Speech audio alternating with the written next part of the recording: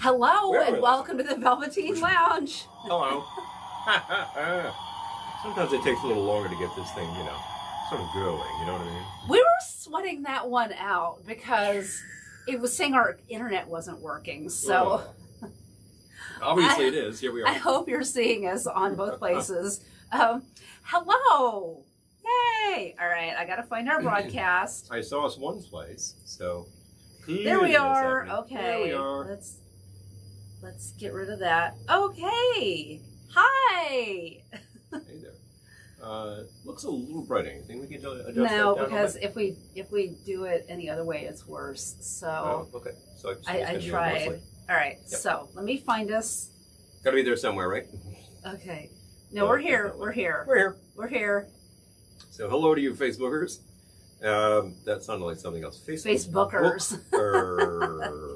Bookers, as in a brand of gin. No, Brokers is a brand of gin. Bookers is okay. A brand It says live streaming.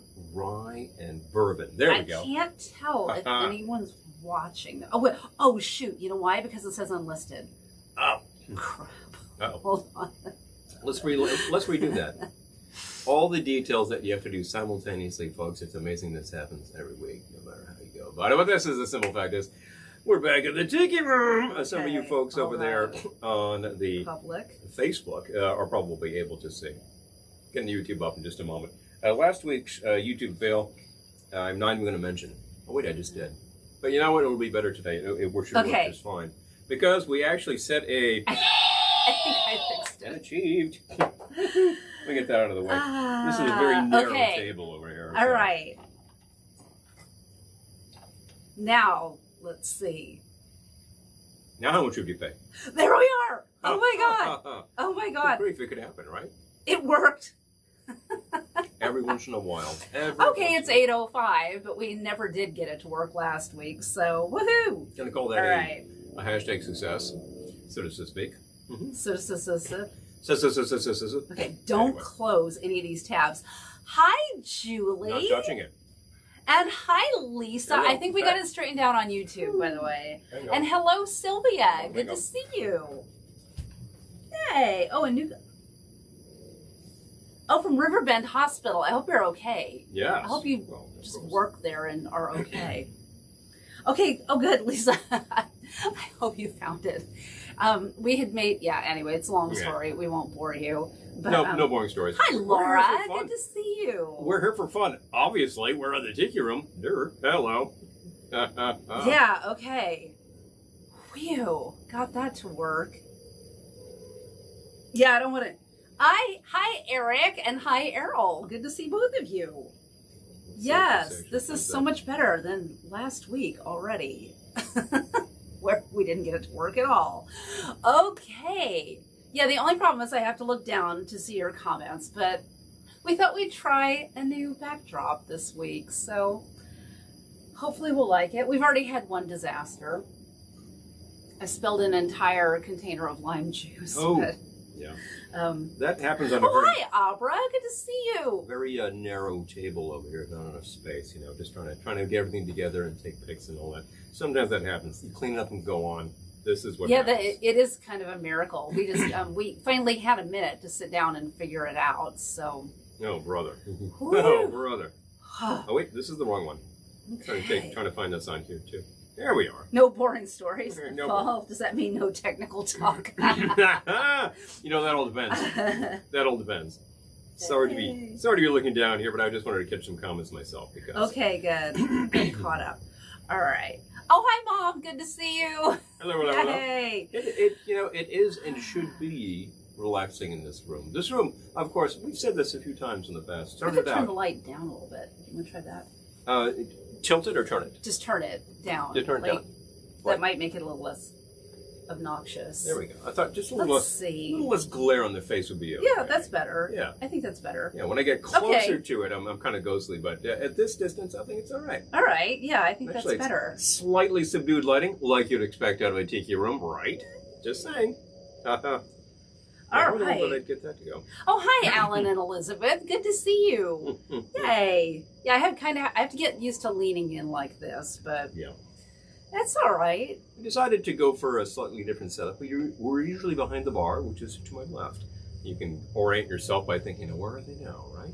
But that's quite crowded. And of course, I always find myself having to like duck out and duck back and duck out and duck back. So there's a lot of like real tight, excuse me, little frottage.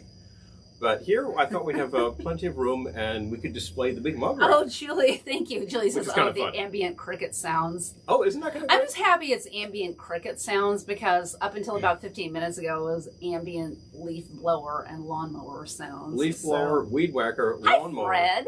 And the prior, 6 hours today, it was what I can only describe as a fusillade of F-bombs coming from next door.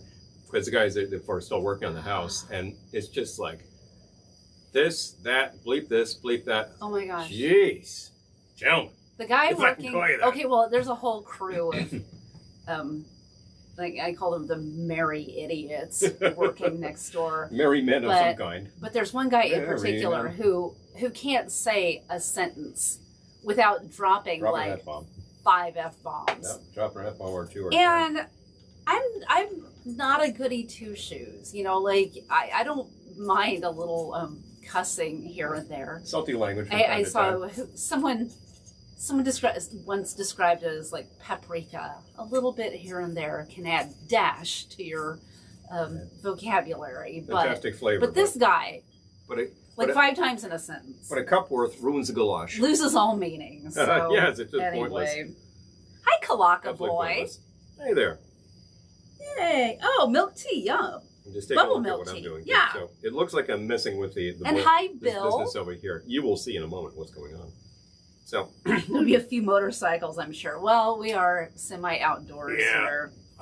So anyway, the workers are done as far as I know. If we start to hear some salty language, you'll know that they're still doing it. Day. They're done for the day. I wish they were done. Oh, we wish they were done. They've done everything possible to the outside of this place, including kick up a ton of dust, which all settled on our house. Thank you. All my windowsills, thank you very much. Got rain to turn to mud, thank you very much. All the plants outside are totally covered. If I want to cut mint, ugh. So. Oh yeah, we have to completely hose down our mint. I just need to get out there with the shower head, just hit everything possible because luckily the plants that are out back I don't think really got nailed, so they're doing okay. He's the Rain Man of cuss. He really is. Yeah. It makes me think of the old man in Christmas Story. My father worked in swear words like an artist works in oils. It was his true medium. It's this guy's true medium. I think that there is in fact a sort of cloud of F-bombs circling the house right now, just like the cloud in the Christmas Story that's over Lake Erie. Oh my gosh, Sylvia. Oh, hi, Satellite. First of all, Sylvia says, I'm okay now. Yeah. Come down to heart attack due to COVID. Oh my gosh. Well, I'm glad your heart is good. If tests say it's good, I'm going to go with that. Ugh. I'm sure you're going. Well, I'm happy you're here too, and I'm happy. I'm happy things are better. Jeez. Yeah. Oh, that's a very good phrase there, Fred. Yeah. Language is a tool. Yeah. Julie says my sister calls colorful language sentence enhancers. Exactly.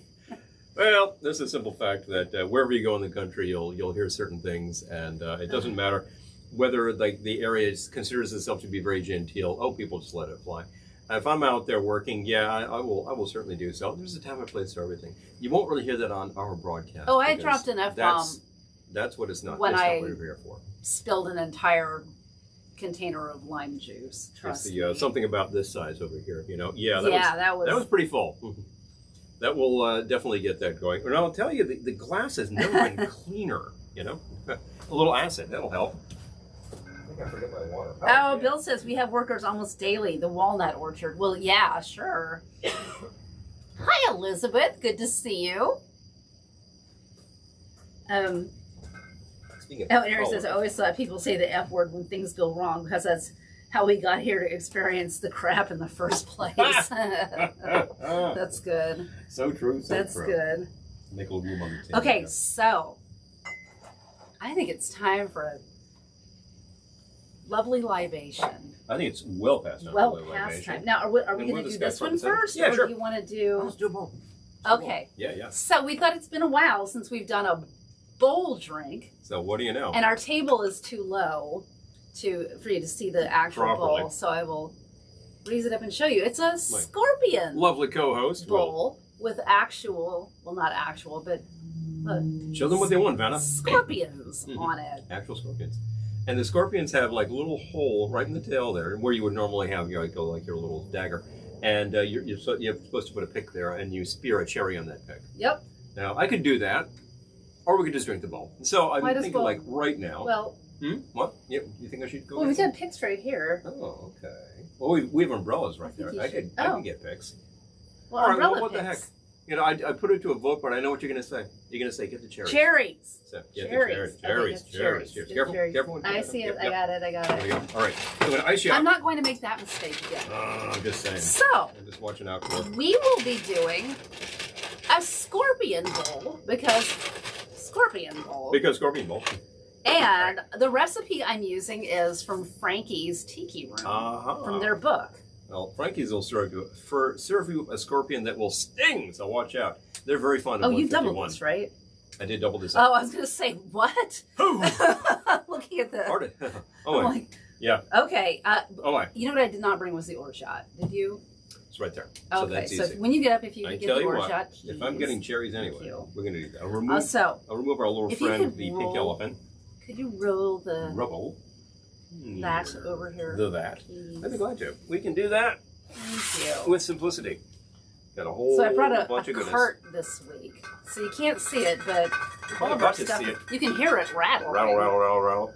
Can you reach everything you need? Let me see if you can... Okay. Oh, yeah, there it is. It's semi in the shot. Hey. Okay, wait. There we go. Okay, I was catching up. Yeah, fudge.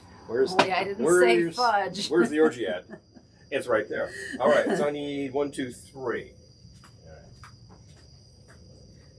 Sylvia says, question in the hour. When was the last time you had alcohol? Last Friday at the Tiki Bar. Yeah.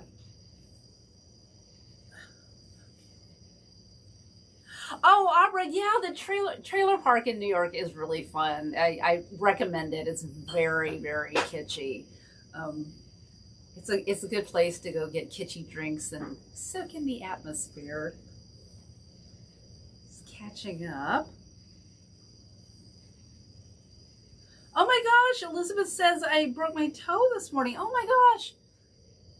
Only I didn't say fudge. I bet. Hope you're okay.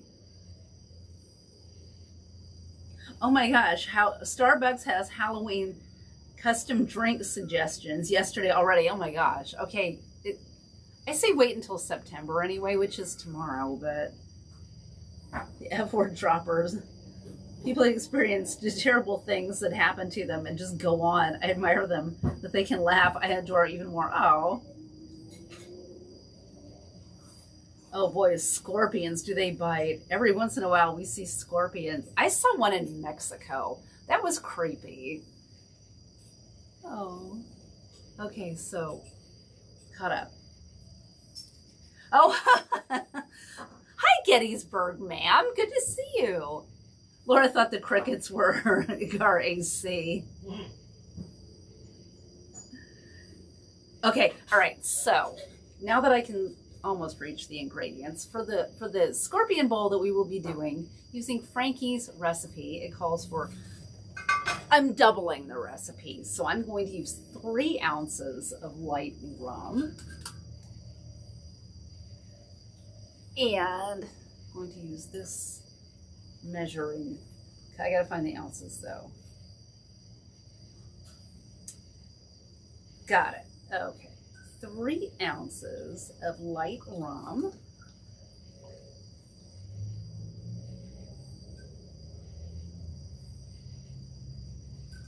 That's not quite 3. And oh, can you bring some towels? Thank you. Oh yeah. But definitely drippy. It's already messy in here. Drippy. I'll trade you this for the brandy though. Fair trade. Here we go. Yeah. Sorry, I'm getting in front of the 2 ounces of brandy. Lens there. I know. There we go. I know. We're getting used to this particular space. The setup is a little different. I like it because we can sit. Mm-hmm. I like that factor, and you get the rolling cart here. It's a great little thing. Yeah. Okay, 2 ounces of brandy. Hang that right there. Like I said, this is doubling the recipe. Yeah, because we just. Do you want me to hand? You want to take the computer? I could certainly take the computer. You could read it off to me. I can read stuff. I got a lot going on here right now. You do have a lot going on, and balancing this on your lap. That's 2 a ounces bridge of too far. Brandy. Ounce of orgeat. Okay, so Got that right here. Can I hand this to you so that I just don't? I will trade you. Go in front of the camera. Yeah, I might even. Right. I'm going to dash that 1 ounce here orgeat? and replace that in a second. 1 ounce. 1 ounce orgeat. And that is fantastically sticky. See, this is why we have the spray and stuff like that. It's like the critical things that you need before you go live. And a pocket knife, pretty good idea. And if you're opening bottles of stuff, sometimes there's a massive fail there. It's hard to see the lines on this. And then the alcohol spray. Excellent idea. There. It's hard to see the lines on this just because it's old and they've kind of rubbed off. Actually, that one is not as old as, if it were older, you'd be in better shape. Oh, no, I don't mean old like vintage. I mean old like... as in, we've had it for a while? Yeah, true. True. Okay, what passion fruit, right? Take passion. Yeah, ounce of passion. There you go. Okay. I happen to have my hand right on it. Kind of perfect. And... I remember typing these out earlier today. We talked about the Halloween stuff already. When we were buying materials for our film shoot in July, which was the last week in July, middle of July, we're there in Walmart, and what do we see? Candy corn. July. Candy corn. You do the math on that. Okay. So seeing Halloween stuff now, okay, sure, I'm sure they're just all gearing up for that kind of thing. Craft stores had that stuff out months ago. Well, craft stores I get, because it takes, people have to do that ahead of time. I know you got to produce the candy corn, but leave it in the warehouse until, guys. Okay, next thing is 3 ounces of lemon juice. Lemon. Palm Springs 3 tiki bars. That sounds right. You've got, who was there? Tonga Hut? Yeah. And... The Reef. The Reef itself, true. Absolutely, the Reef, yeah. That, of course, is an event space. And I can't remember the third one. No. Oh, there's that one that's in the Don the Beachcomber space. Oh, there's somebody, they did put something in the beach space. Excellent. What else? Okay. And you know what else after the lemon, you need 4 ounces of orange, which is right here. Is there even room for all this in this bowl? I hope so. Otherwise, you're going to drink some down. Okay. It says shake with ice. I'm like, we're just building over ice. You really don't need to shake this one up as much as you. We don't have a shaker this big. Over the ice, and give it a stir with your straws. That's all you need to do. Okay. So the point that's being made on here, yeah, that's all you need there. Okay. And Elizabeth is noting they stayed at the Rat Pack Suite at the Orbit Inn. Oh, I want to go there.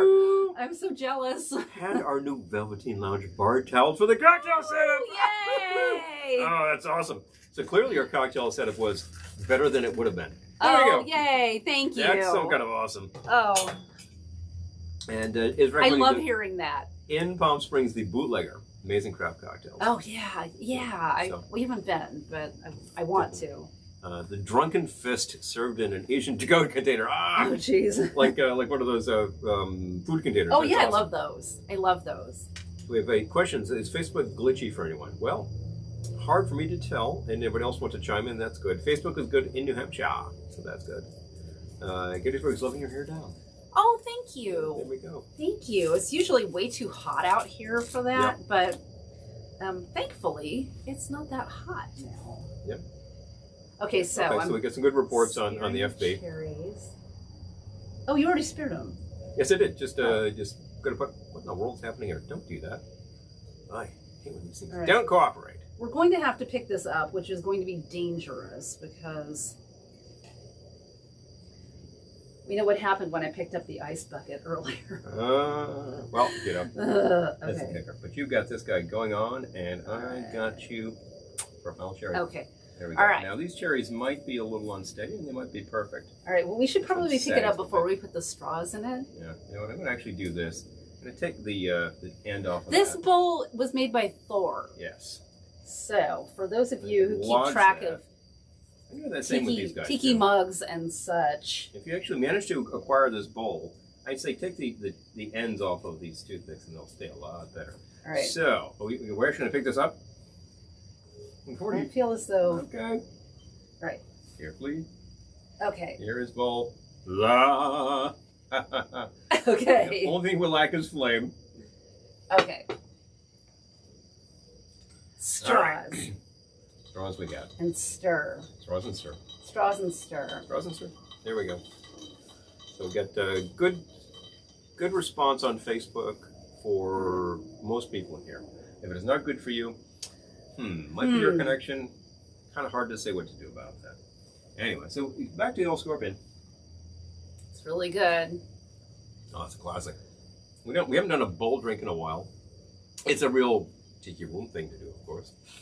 I'm suspecting that one could come up with a fall bowl, even a winter bowl. Oh, I've done that. I've done a Christmas bowl. Yeah. Yeah. And really, at that point, you're just getting into like winter punches, some of which could be sort of eggnoggy, some of which could just be bubbly based, which is awesome. I never thought about that. Some of which could be hot wine based. Glühwein. Hey. An eggnog bowl. Because we have an eggnog bowl. Oh. Wow. You could work on, the simplest thing would be sort of like a White Russian thing with an eggnog base, but I think we could go further than that. Like a coquito. A coquito kind of thing. Excellent. That's good to see. Ooh, that would be good. That'd be quite nice. I have a winter project now. Get big vote on the reefer happy hour.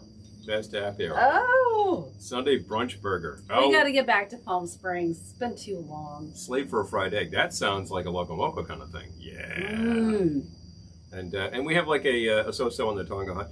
You know, that things may come and go from time to time. It depends on like what management is doing. We actually saw a Tonga Hut. When we were there, it was like the week they opened. Yeah, it was. They hadn't installed their waterfall over the large clamshell yet. So it was like, that's how new they were. And, you know, they were very accommodating, and, you know, we had great service at the bar because we knew I think we're introduced to the bartender then, but we've actually, we've seen her at other locations, and she's lovely, yeah. And as a matter of fact, she's hitched up with the bass player for the surf group that was at our place in April, was it? So there you go, this small world. April, May, one of those things? May, yeah, I don't remember. It's been so many years since then, I can't even tell you.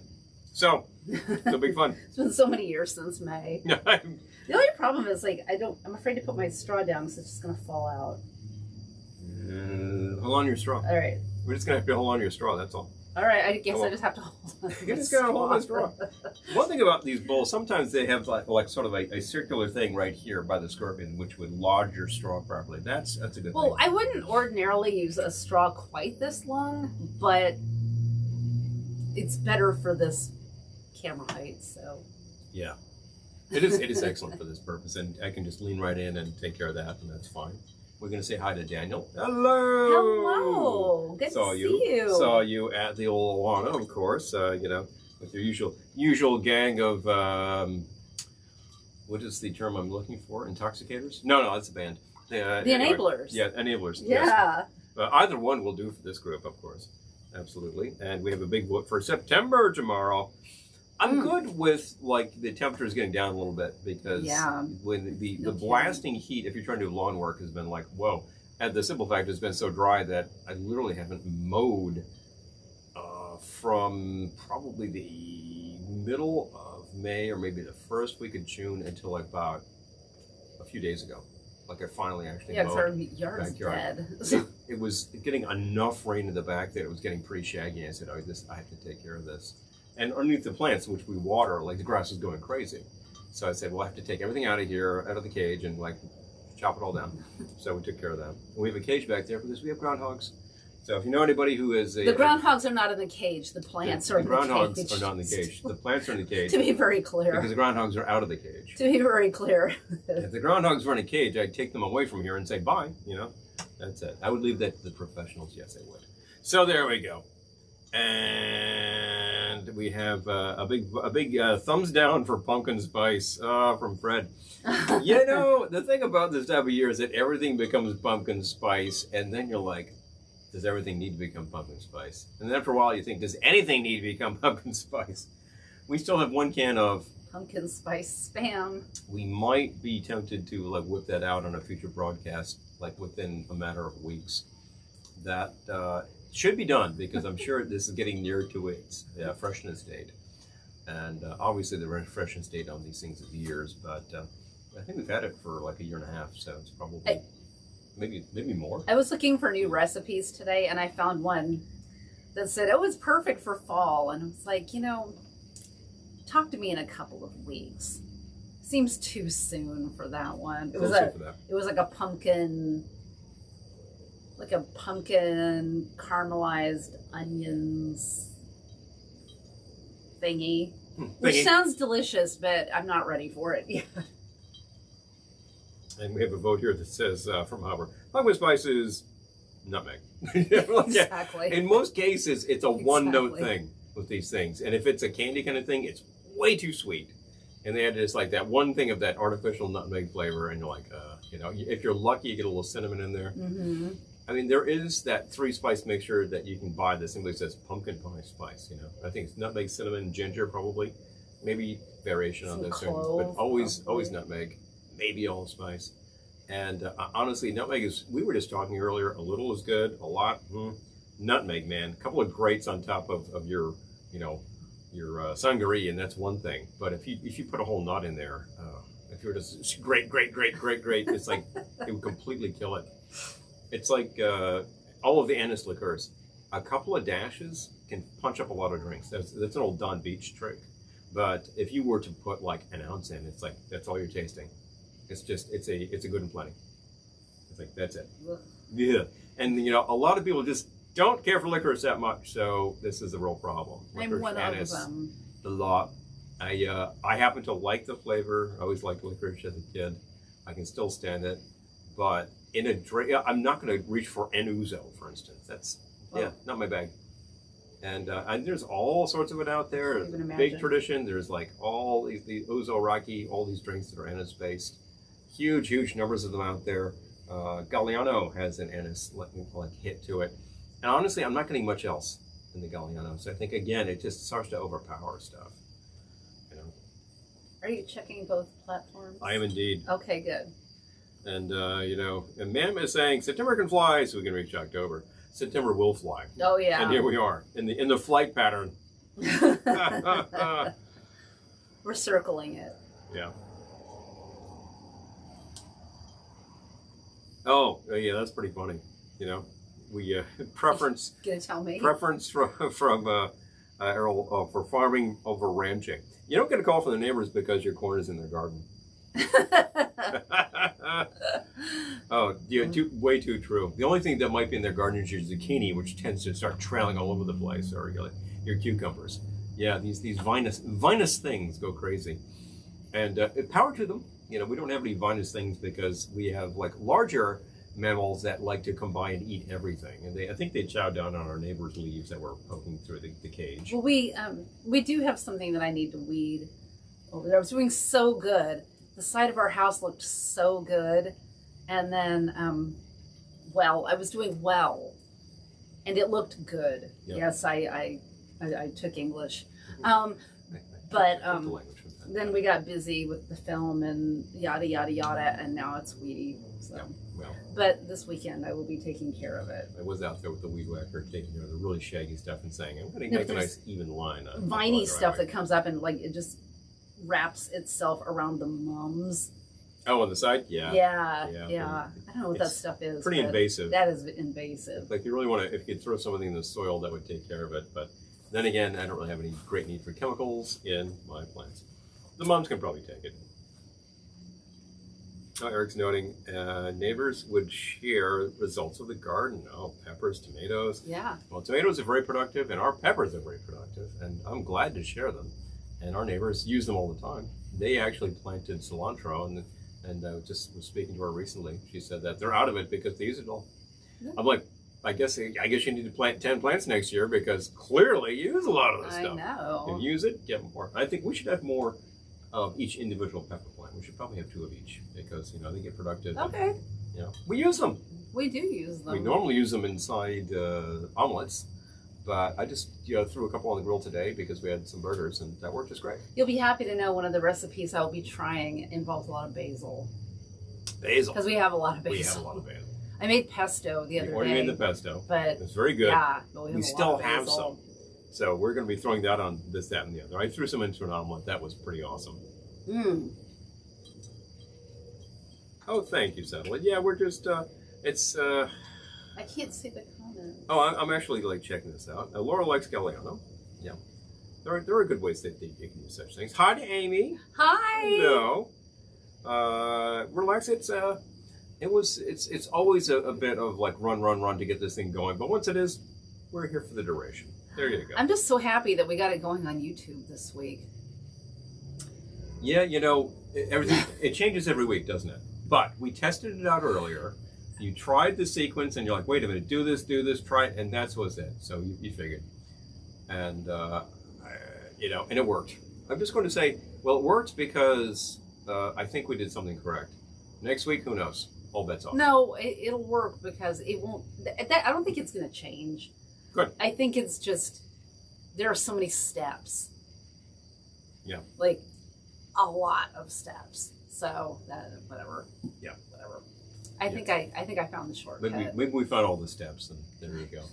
Always these. You forget one damn thing, and then really hope all goes to hell. Hate to talk tech, but you know it's real. It's been kicking my keister, so there you go.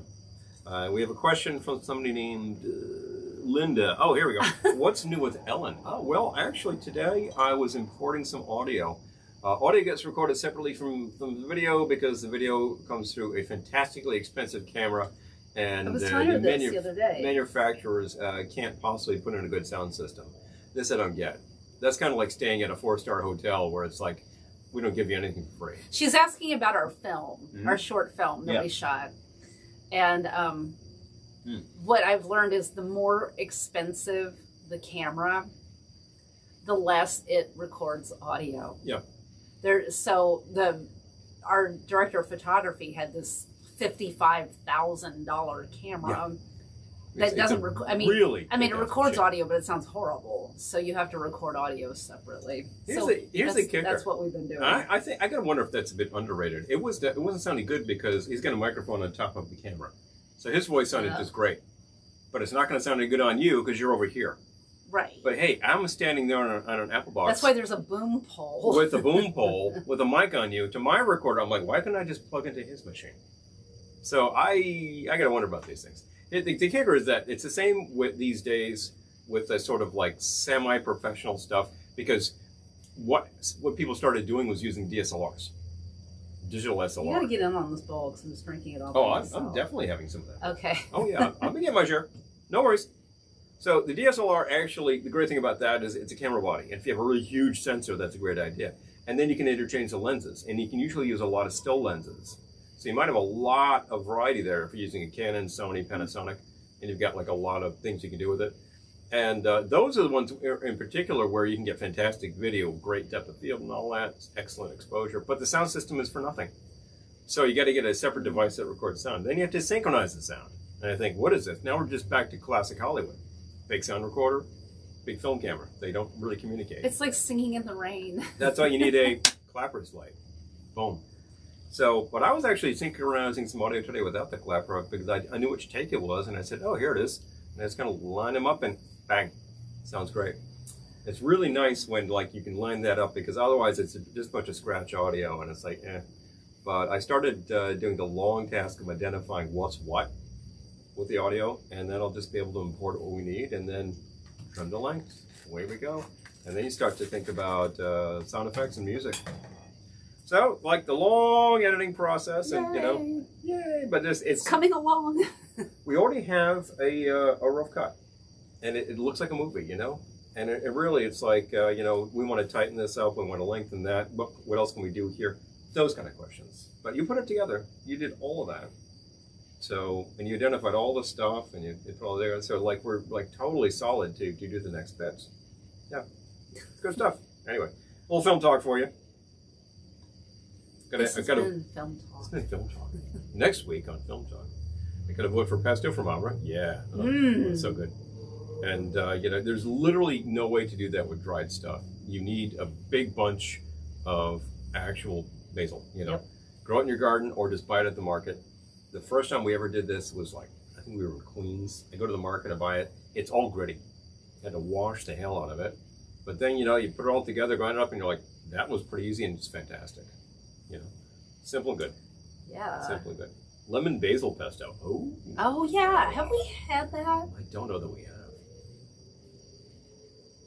And Johnny's making a big vote for his plants get fish emulsion once a week. Oh, that's okay. Classic, like bury like the fish carcass into your garden because like that all decays and forms great fertilizer. So, thank you. You're welcome. Here we go. Was resting my straw on top of his because he found a way to rest his. I do. If we actually get a whole fish and grill that, which is a really fun thing to do. You're talking about the drink. I'm like, whole fish and put it in your drink and if you get sardines in my drink. Let it swim. A little salty, a little brackish, but we'll get through it. If we get just left with the bones, that goes the next year and they're like, hello, bang. I mean, all of our compost is organic. It's just all the scraps just go into a barrel. It completely falls apart. And then like, you know, anything, all the ants like find it and they like start feasting and the worms and they just go to town. So, you know, vermiculture is what people do. Some people do that in a city setting underneath the sink. You might think worms. Yeah, well, they're not interested in coming out into the light. They want all that good stuff. Then they want all that good stuff. Catching up on YouTube too? Also as well. Okay, good. Low humidity and pH. Ours was kind of low too. Yeah, it was pretty, I actually wore a nice sweater outside today. And we're out here in the tiki, and it is not like, wow. Last time we were out here, it was pretty warm. Oh, yeah. It was brutal. And a little, you know, wary of being out. But I kind of had this feeling that it would be kind of cool.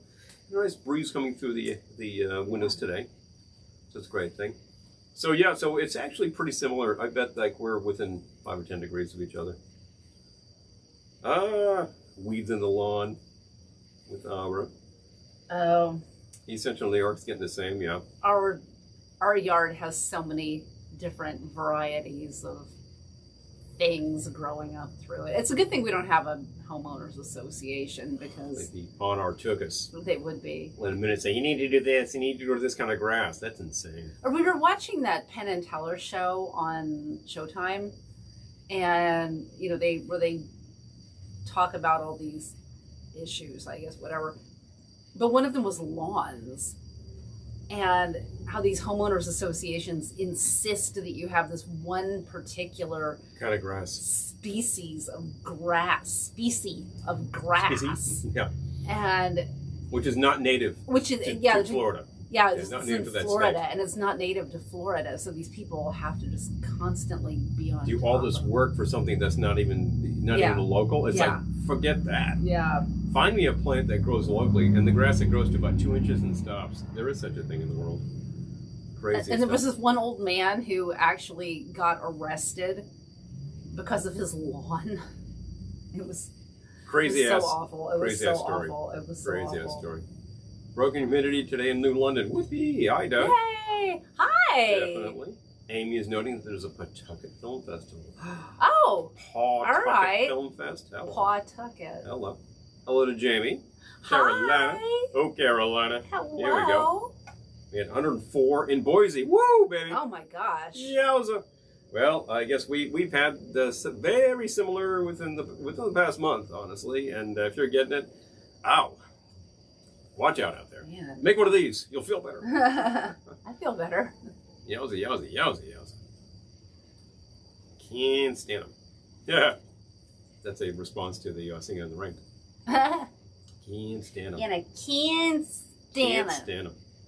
The mid-90s in Tulsa. Yep. Humid. Wow. Humid. Okay, yeah, it's not quite that hot here. You know, I got to wonder if you're in more of a desert climate. Where's the humidity coming from? Just asking. You know, if you're in Texas, is one thing. A hell of a lot of that is just dry. But then there's Houston. Yesterday it was so. We were in New York City. It was so humid. It was just disgusting. Wicked. Pretty wicked. It was disgusting. Last week when we were like trucking around, it was pretty sticky.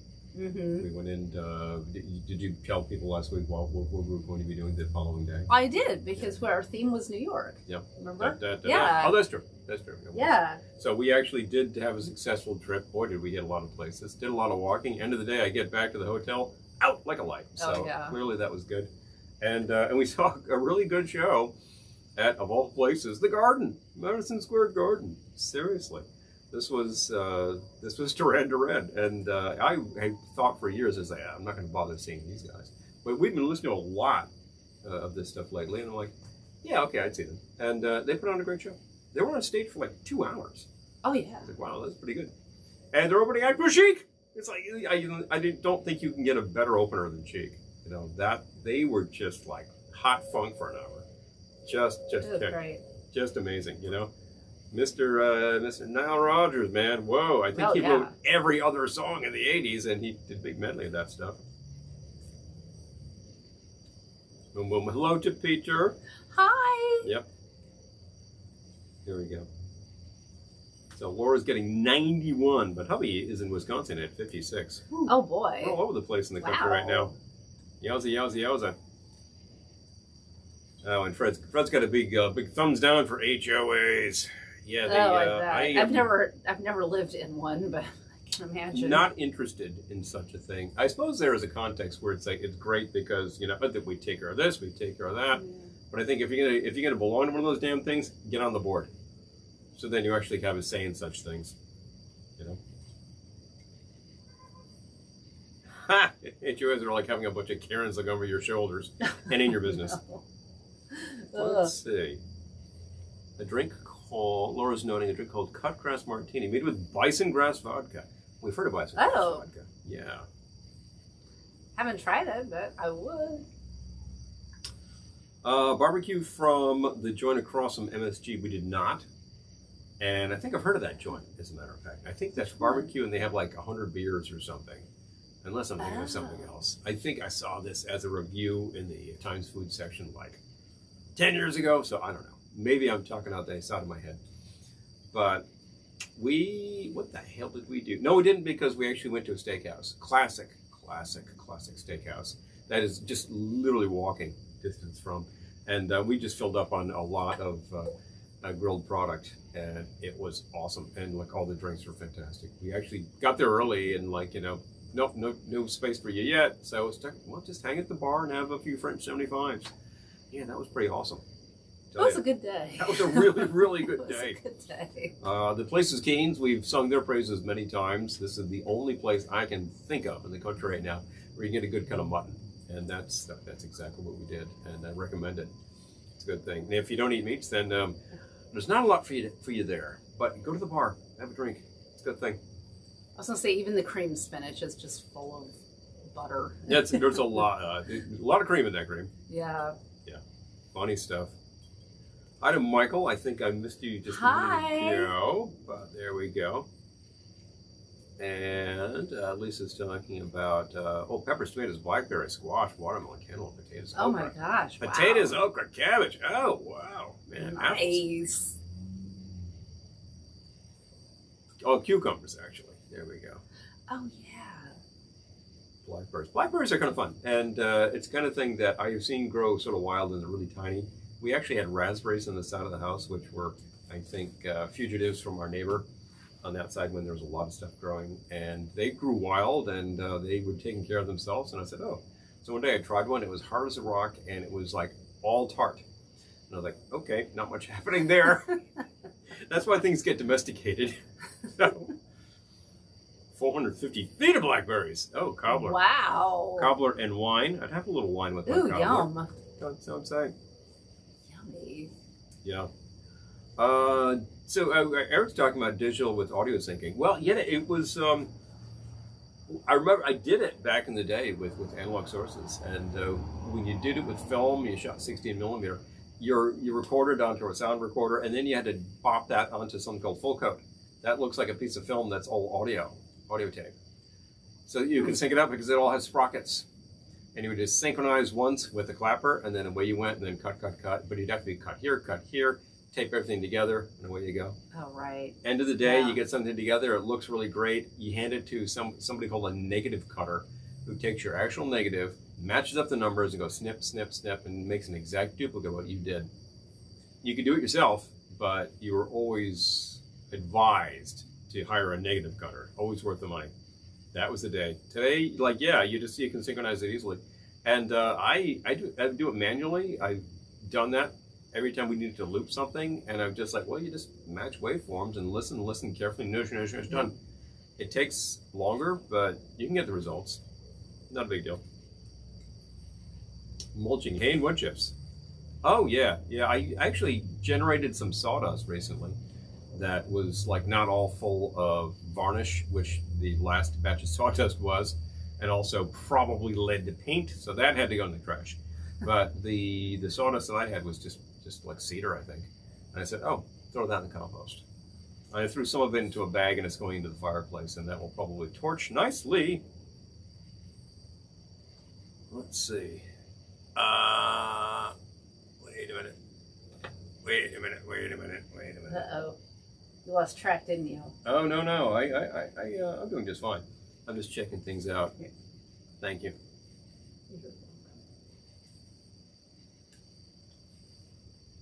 Put my straw down. This is the YouTube. And just a minute here. It's so weird. I can usually see the comments, but he's just taken over. There we go. We had to take care of a little problem here. Oh? Ham Radio Rep is trying to hide their towers. Oh, now we're getting the conversation going. Doug is here somewhere. What kind of problem did you solve? A problem that's been taken care of. Good, another vote for blackberry wine. Yeah, this is the thing. I'm so curious. Back in the day, it's somebody had to hide. That's it. Oh, okay. Yeah, anyone we know? Not that I know. Oh, okay. No, bye. Go-to summer drink. We're going to vote here for sweet tea vodka lemonade. Calling it a John Daly, aka the Arnold Palmer with a shot. Well, that's a pretty easy thing. And on a day that's like 95 and humid, I think you'd put one down and say, refill, please, pretty easily. Go-to summer, you can take a look there. I'm so curious. I am actually very happy on a really hot day with a G&T. And if I don't happen to have the tonic, then I'll just mix up a Planter's Punch. You make that really, really simple. You can put a lot of junk in a Planter's Punch, but me, it's just a shot of dark rum, squeeze a lime, a little bit of syrup, all of this build over ice, and then fill up with your seltzer. That's it. Really simple. It's like just sweet enough, but you've got a hell of a lot of lime in there too. So, simple thing. Dark rum, definitely recommended. Myers, absolutely great. Karuba, sure. I keep trying to remove it. Yeah.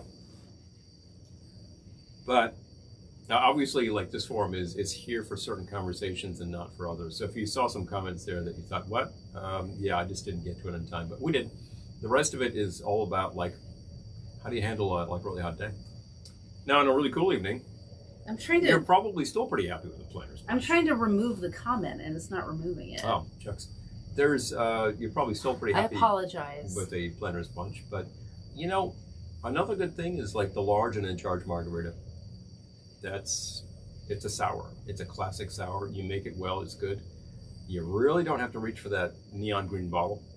It's just the way you would make a sidecar, but with tequila. Now, if you want to make a larger one, you just double the formula. You can throw that over a lot of rocks, or you can take it straight. We usually have them straight. I don't mind rocks, keeps it cold. Salted rim, sure. Okay, I hope I didn't bring her back. Yeah. Ooh, blackberry sangria, Jamie says. Hey now. Amy's saying summer drink gin and tonic with a splash of limoncello. Yummy. Oh, there's a fine idea. Because you're going to put the lime squeeze in there anyway, but like a little the limoncello. Hey, no, that's a great thing to do with limoncello.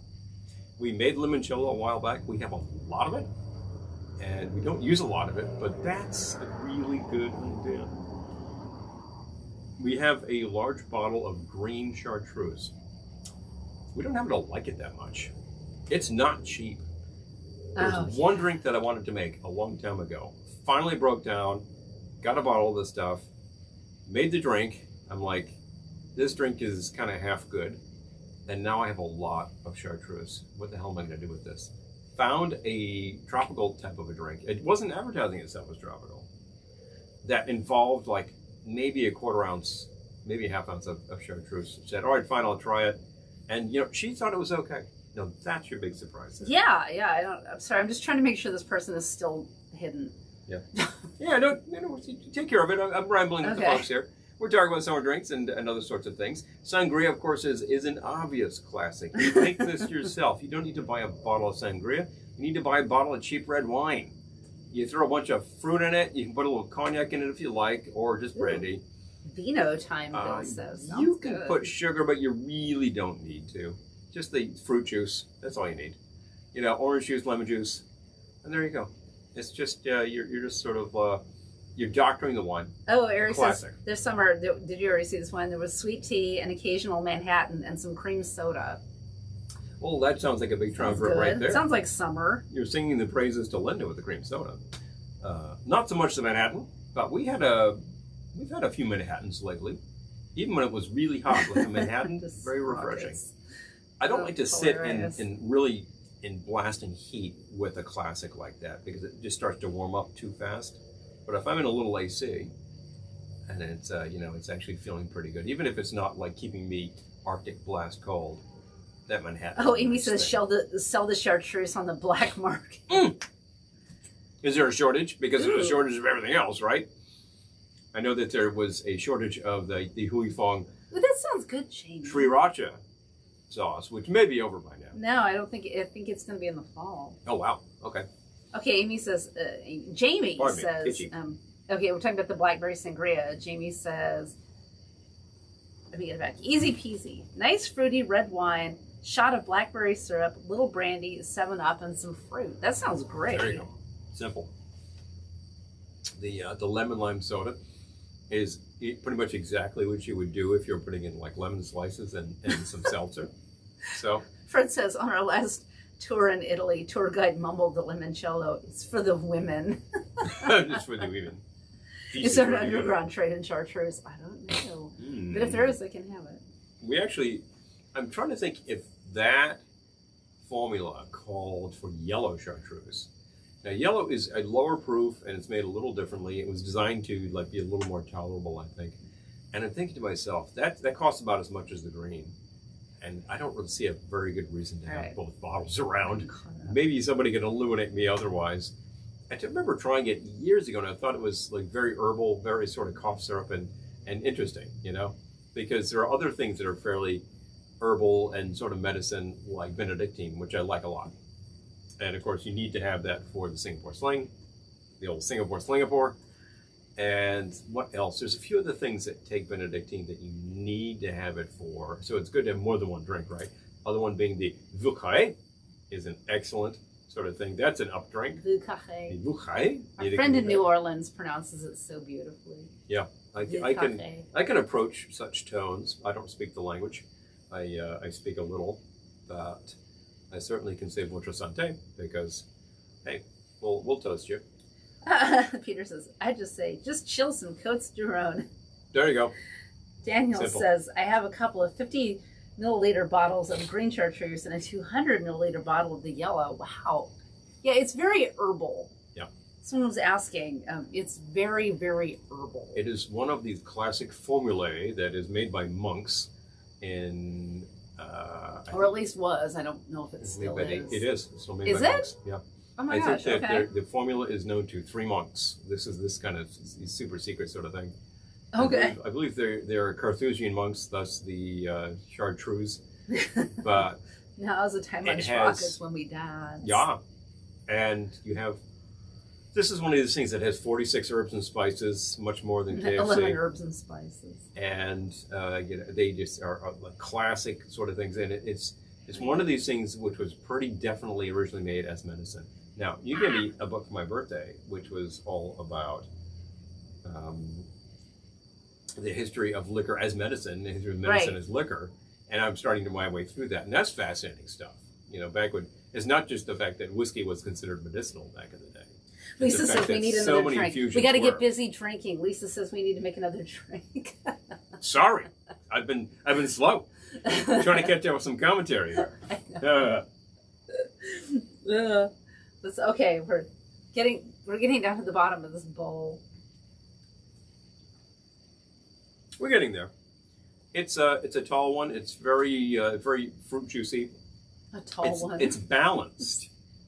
With all of that juice in there, you think this would just be a sweet mess, but you've got a lot of lemon juice in there to balance it out. You got a little bit of orgeat just to give it a note, but it's not a big sweet thing that's overpowering it. Fair amount of orange juice, so that is actually like working it.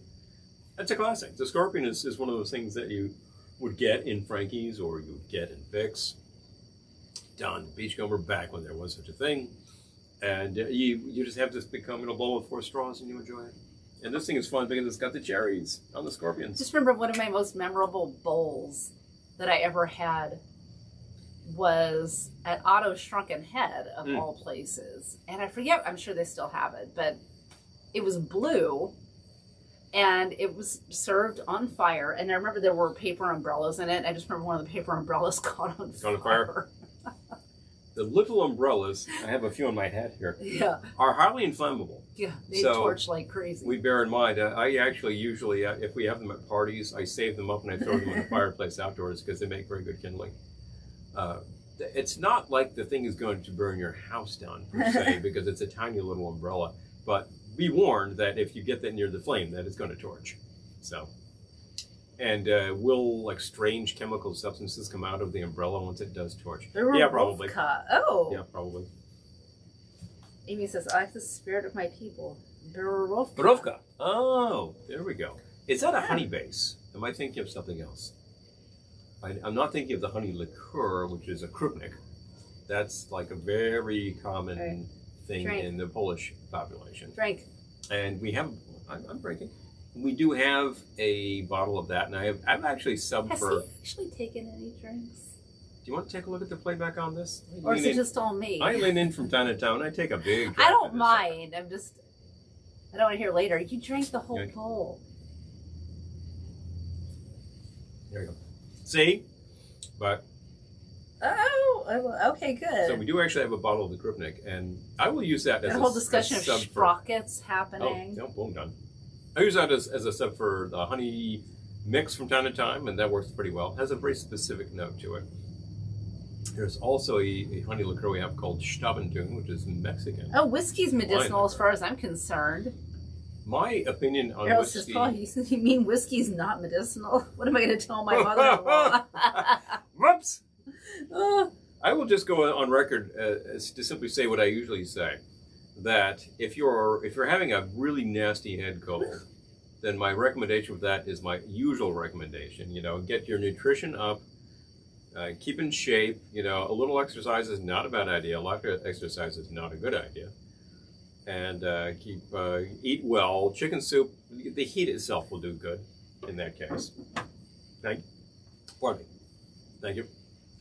But what's going to make you feel better is a whiskey stone sour. Oh, yeah. And that's a whiskey sour with a shot of orange juice. Yes, the crickets are our background. Hello. Music. Isn't that great? You can hear them well. There's actually microphones all around this camera, so it's capturing them very nicely. It's very great. I gotta love that. I'm gonna have to listen to the playback on this and see just what the crickets sound like. It sounds lovely. But a whiskey stone is one of those things where you'll take that and people say, well, is it going to cure your cold? No, grow up. Your cold's going to be there for as long as it is. But is it going to make you feel better today? Oh, yeah. Yeah. So is that medicine? Yeah. So I cannot claim medicinal properties for it because of FDA rules. Peter's voting for Grand Marnier for a cold. Oh, you know. Couldn't hurt. Well, Grand Marnier, among other things, is 80 proof. So you're getting a serious shot out of that. And if you just want to take that a little bit of that over ice, that's kind of considered a classic formula. And you could make things with that that would just take a triple sec, and I think it definitely kicks up the drink. I was enjoying the discussion about sprockets on YouTube. Yeah.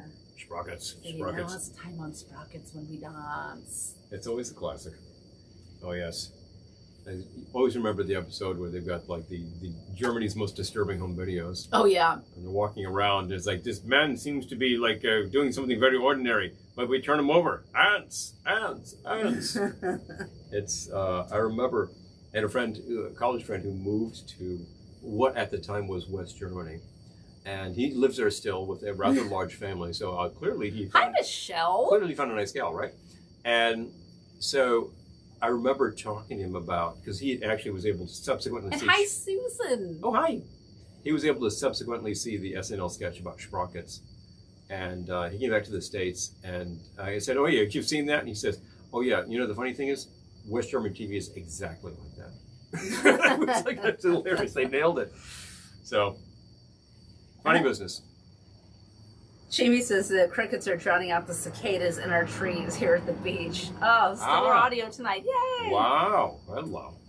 It is actually. Yes. And you know, for all the noise that we've been putting up with for literally like 2 months now with various construction projects around here, and for 2 years with everybody doing the driveway, doing the siding, doing the roof, all of this business around here, and then the damn lawn equipment. Well, I'm guilty of that too.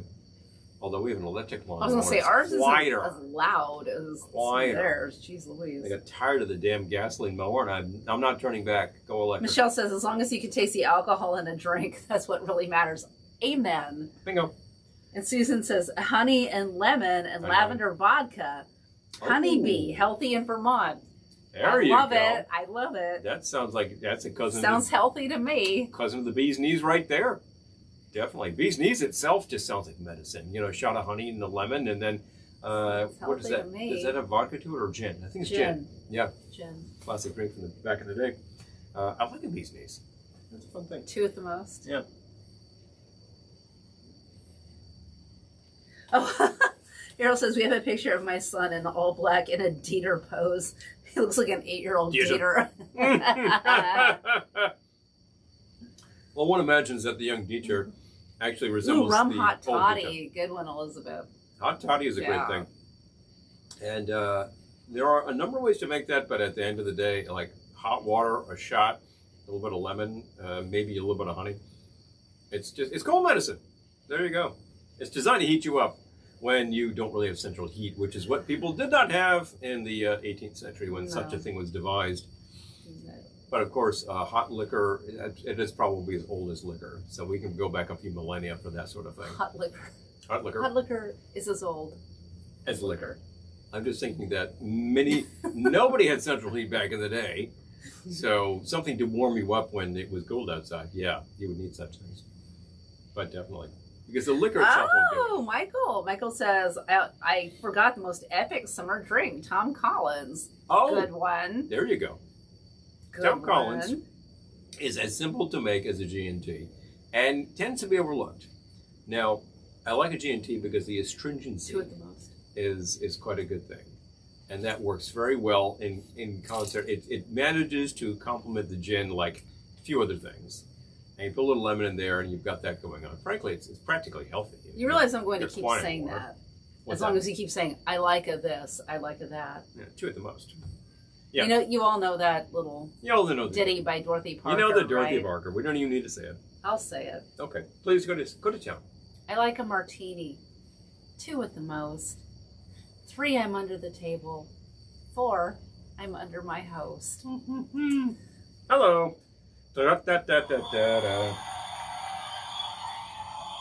Who did mine was make? It's me quoting Dorothy Parker. I think she made it a goal too. I think she succeeded at that. But you know, the other saying, of course, is about shots. Yes, Dorothy Parker. And we may have all been in this position, and perhaps in college Thank years. You, Abra. And whatnot. Abra likes that one. Certainly, if you go south of the border and you start indulging in the products that you can get in Mexico, and it's 1 tequila, 2 tequila, 3 tequila, I forget the rest. So there you go. You love to say that. I say that every It's time. like, I feel like that's on bumper stickers at Spencer's Gifts. Well, although you're Spencer, so maybe it makes sense. There you go. There you go. No. Obviously, the actual saying is 1 tequila, 2 tequila, 3 tequila, floor. Doug and says, at 4 tequilas, it is the floor. So. Doug says, clove has early medicinal roots and is in the hot toddy I make. Okay, that sounds good. I like that. There is that sort of classic. Michelle had a martini tonight. Oh, hello. It was not pretty. Oh, I feel like martinis tonight. So, there is that classic where you take like a section of an orange and you stud it with the cloves and you put that in the punch bowl, and you can do that on an individual basis. There's that one where you stud the entire orange, you bake it for a while, it softens up, and you throw it in the punch bowl. Those are great things to do. And yeah, all of these various things, a few allspice, a lemon peel, all kind of thing. We're suddenly talking about medicine. Well, booze is medicine, medicine is booze. Interesting. Pardon me. Been drinking a little fast.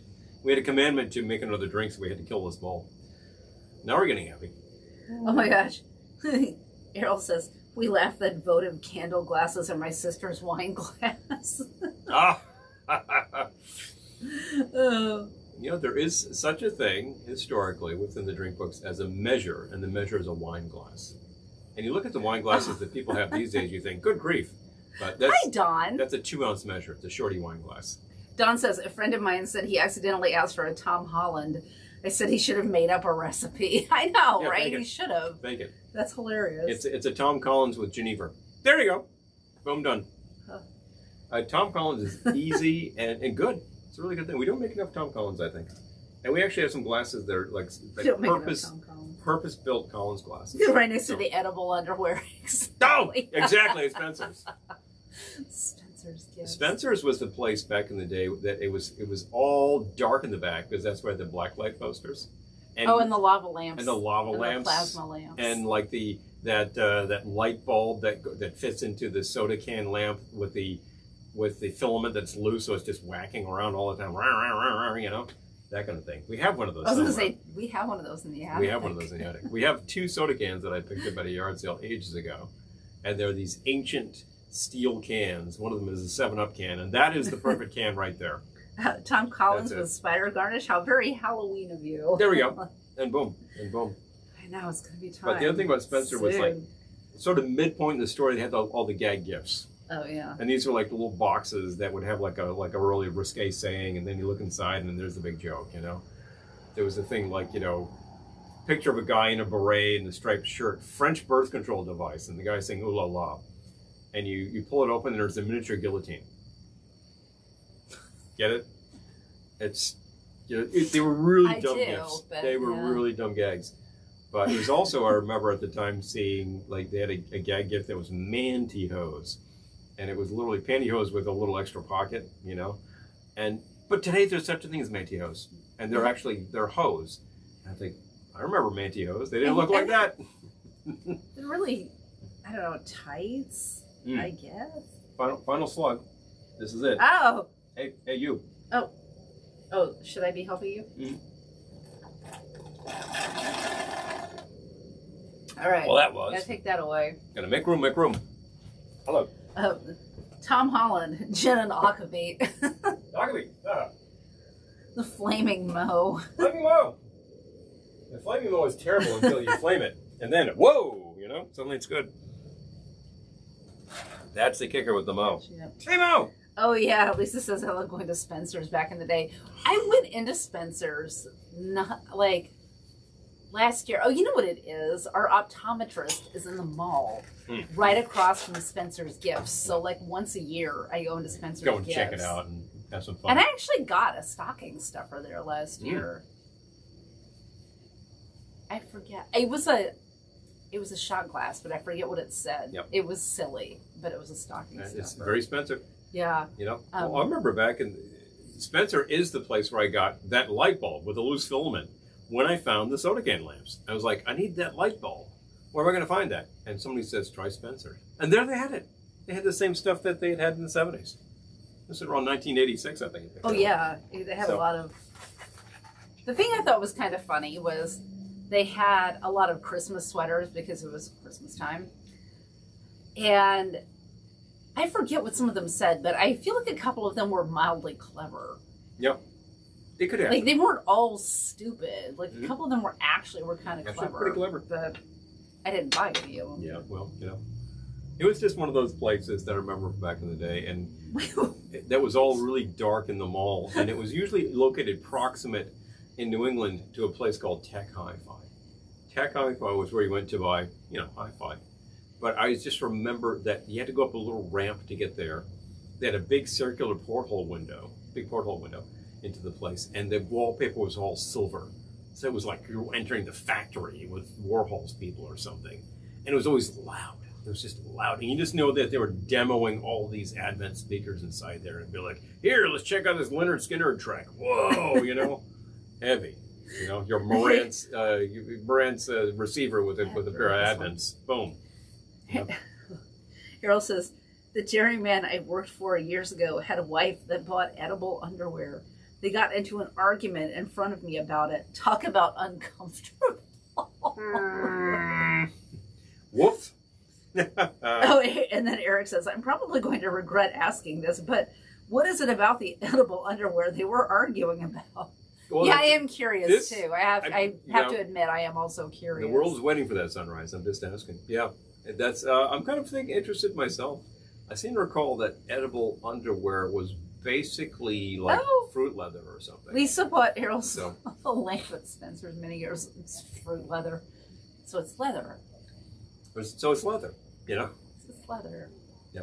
Fruit leather. Fruit leather. Okay, it is time for more drinks now. Yes, I guess it is. Do you want to go first, or should I? You've got something in mind. I'm sure you can. Well, you have something in mind too. I do. But I'm letting this one settle because that was a big bowl. So, you want me to take over commentary? I'm sure I can wrangle. Apparently. Wait, hold on. Hold of us.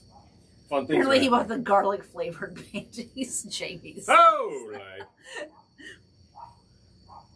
Oh, Doug says, reminds me, I need to unpack the Morants. The KLH5s. KLH5s. Okay, for winter listening. There we go. All right, I will hand it to you. Firing up the club here. I will hand it to you. All right, so you need to read. Nothing wrong with a classic like 4270 and a pair of fives. That's brilliant. You need to read my ingredients to me because I wrote this down hours ago. Sure. One of those Marantz turntables would be a great accompaniment. If not, then the old Dual will do the job just fine. You need... So I am making Trader Vic's Passion Punch. Hello. I think from the Trader Vic's book. We still maintained all the things that you need, and you need to start with 2 ounces of gin. Would you hand it to me? I'd be glad to. Here's the gin. Closer to you. It is closer. Thank you. We're almost out, actually. Getting a little low. Speaking of gin. Well, you know, we bought it, and then we made a few martinis, and guess what? A 750 is going to deliver you 12 martinis. That's literally it. For a 2 ounce pour. That's all you get out of it. 2 ounces of gin. So, yeah, it disappears. I don't know what happened. There's a crack in the bottle. It evaporated. Yeah. 2 ounces of gin and... 1/4 ounce of brandy. Now I happen to have the brandy right here. I will trade you. I will be glad to trade you. Here we go. This thing, working out with this thing. I know. I was going to say, it's going to be hard to get a 1/4 ounce out of this bottle, but... Very slowly. I'll make it work. Carefully. I'll make it work. 1/4 ounce is almost not even worth doing. Gin and brandy, you think that's a weird combo. I'm going to follow the recipe because I want to see what it actually tastes like. Yeah. So. I'm sure you're about correct with that pour. Okay. That sounded like 1/4 ounce. Sounded like a 1/4 of an ounce. Yeah, you know. Okay, you need a 1/2 ounce of the lime juice. That is this guy right here. I'm glad to take this from you, and I'm going to grab that right by the neck. Don't worry about it. I got it. Don't worry about it. Come on. Bring it over. Bring it over. Bring it over. I can do that. Jeez. A drink to make. How much lime juice? 1/2 ounce. I'll drop this right here out of the way. That's no joke. Still crowded in here, no matter what. Although, I kind of like this setup. Look, with the cart in front of us, it works pretty well. I like this setup. We'll have it even more together next time. Okay. Shot of the passion. That's quite a bit of passion. Not that much lime. Full shot. That's what it says. A full ounce and a half, huh? Full ounce and a half. Wow. That is a lot of passion fruit. I'm just saying. The passion syrup that we have... This is Trader Vic's Passion Punch, so... So if he's talking passion, he's giving you the passion. I might add more booze. I might add some more booze and or lemon. Thank you. And what? And you need to... Oh, a dash of Angostura. Which we forgot. Okay. Guess what? I'll take that. Give this back to you. Okay, which we forgot to bring out.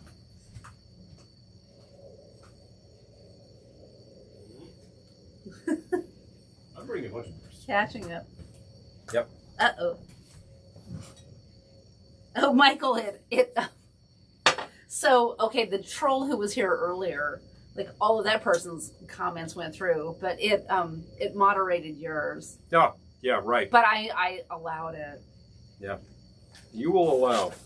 But that kind of talk we don't go for around here. This is not what this is all about. That sounds like a good name for a cocktail, edible panties. That's the comment that got YouTube was like, show or hide. Oh, jeez. Like, yeah, you didn't need to moderate any of the crap she was saying. We had a whole discussion at edible panties, YouTube. Can you wake up, please? Jeez. Not a clue. All right. Okay. All right. I'm going to hand this back to you. Shot okay, of wait. bitters. Just a shot? That's Well, it? a dash, rather. A shot would be an ounce and a half. That'd be pretty heavy. I'm not going to do that. But yeah. There are some drinks that call that for all a that's left lot of angle. That's in the it. drink? Shake and pour. Okay. Shake with ice and pour into my cup. Double old-fashioned glass, it says. You could put this into a cocktail glass, too. Maybe you can I have will. it over ice or just straight Although up. Yeah. Oh, you know what? I could do that, couldn't I? Were they fighting over the underwear because they were used? Oh, jeez. Oh, man. Oh, boy. Okay. You know what? I'll use the glass I brought over because I prepared it special. Well, Erica, you know, you can let it rip here because outside of a little sharp language, we've talked about it too. You know, this is an open forum. Just not certain subjects that, of course, we have to get rid of. Michael's talking about in the teen years, the ultimate was Bose 901. You know, that is a really controversial subject among the audio people. Some of these people hate the products, hate the company. And I think, look, I don't hate Bose products. I just think that you spend an awful lot on advertising when you buy them. I can say that about a lot of different types of products. Would you please? Well, I got it. Never You got mind. it? Okay. Got it. Okay. Well, some people actually set them up and actually give them enough space to work and etc. And say, oh, they're just great. So what can I say? You know, some people love them. Okay, so it said shake with ice and pour into a double old-fashioned glass. I do have a Trader Vic's. A Trader Vic's double. But I think that with the ice, it's probably going to be too much. So I need my strainer so that I can strain some. Strain out some of these. Out. Yes. Yeah. Well, that's fair enough. Okay, let's try this. Entirely fair. Edible Panties cocktail should have tequila and cherry hearing. No! Ba-da-da-da-da. I'm looking for the...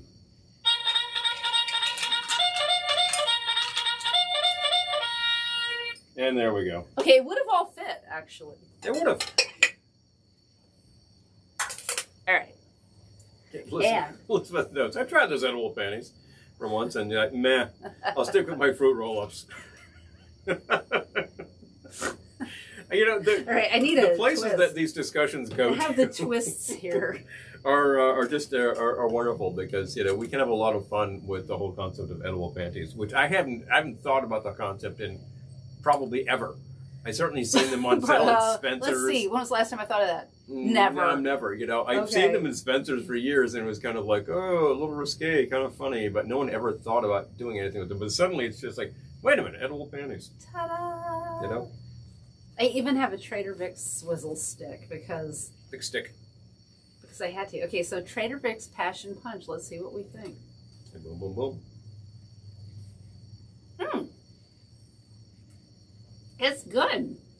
Here we go. Oh, Susan makes their own. Oh, what lavender vodka? I think. Oh, yum. That should be pretty easy if you have a nice crop of lavender. Lavender, yeah. We did at one point, and then it died.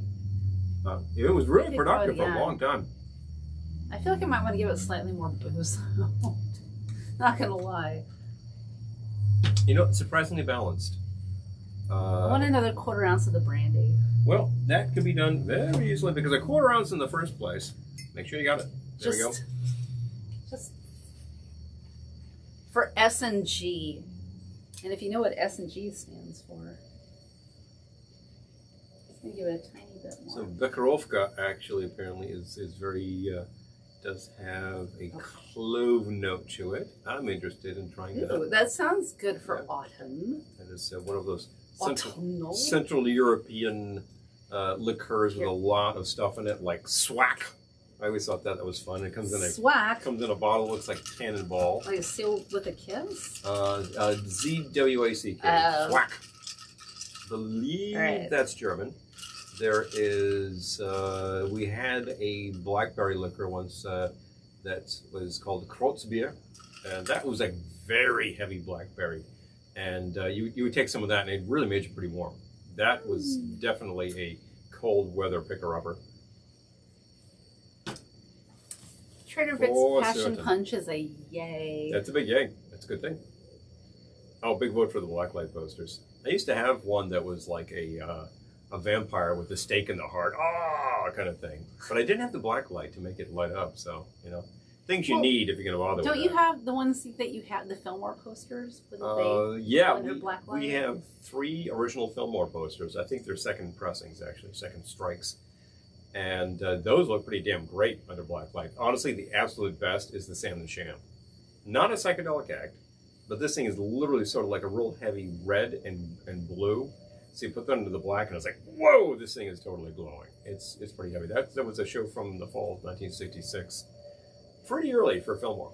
Cool looking poster. There's a great one was headlining the Doors and James Cotton, and I believe a little act called the Steve Miller Blues Band from the fall of '67. And then there's one with the Martha and the Vandellas, and it's just got like the 3 faces of the gals on the poster. It's pretty cool. So I would collect more of them, but they are good grief. You will pay through the nose. I would adore that 13th Fall Elevators poster with the picture of Grace Slick on the cover. It was Elevators and Airplane from fall of '66. But wow, that's going to cost you the price of your car. So. Wow, really? Yep. That's nuts. Our outfits are going as if there were black lights. Hello. So big fun.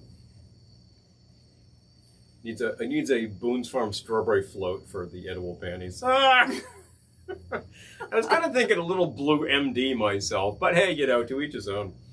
It's kind of like this sort of thing. Raspberry. Yep, gets his app. Has to be cherry. Gonna pass this back to you. Okay, and then so I need to know what the hell I'm drink. doing. Okay. So I think I'm supposed to put this into a DOF too, but I've got all these great mugs in back of me. I just can't do that. Yeah, so far it doesn't look like anyone else has gotten zapped for their comments. Yeah, you know, sometimes you say like the magic language and suddenly boing, and you have to watch out for that for your own sake. If we see you getting zapped and we know who you are, we'll take a look at your comment, because you're not here to get tossed. You're here for conversation. Shamey said currently wearing my brief jerkies.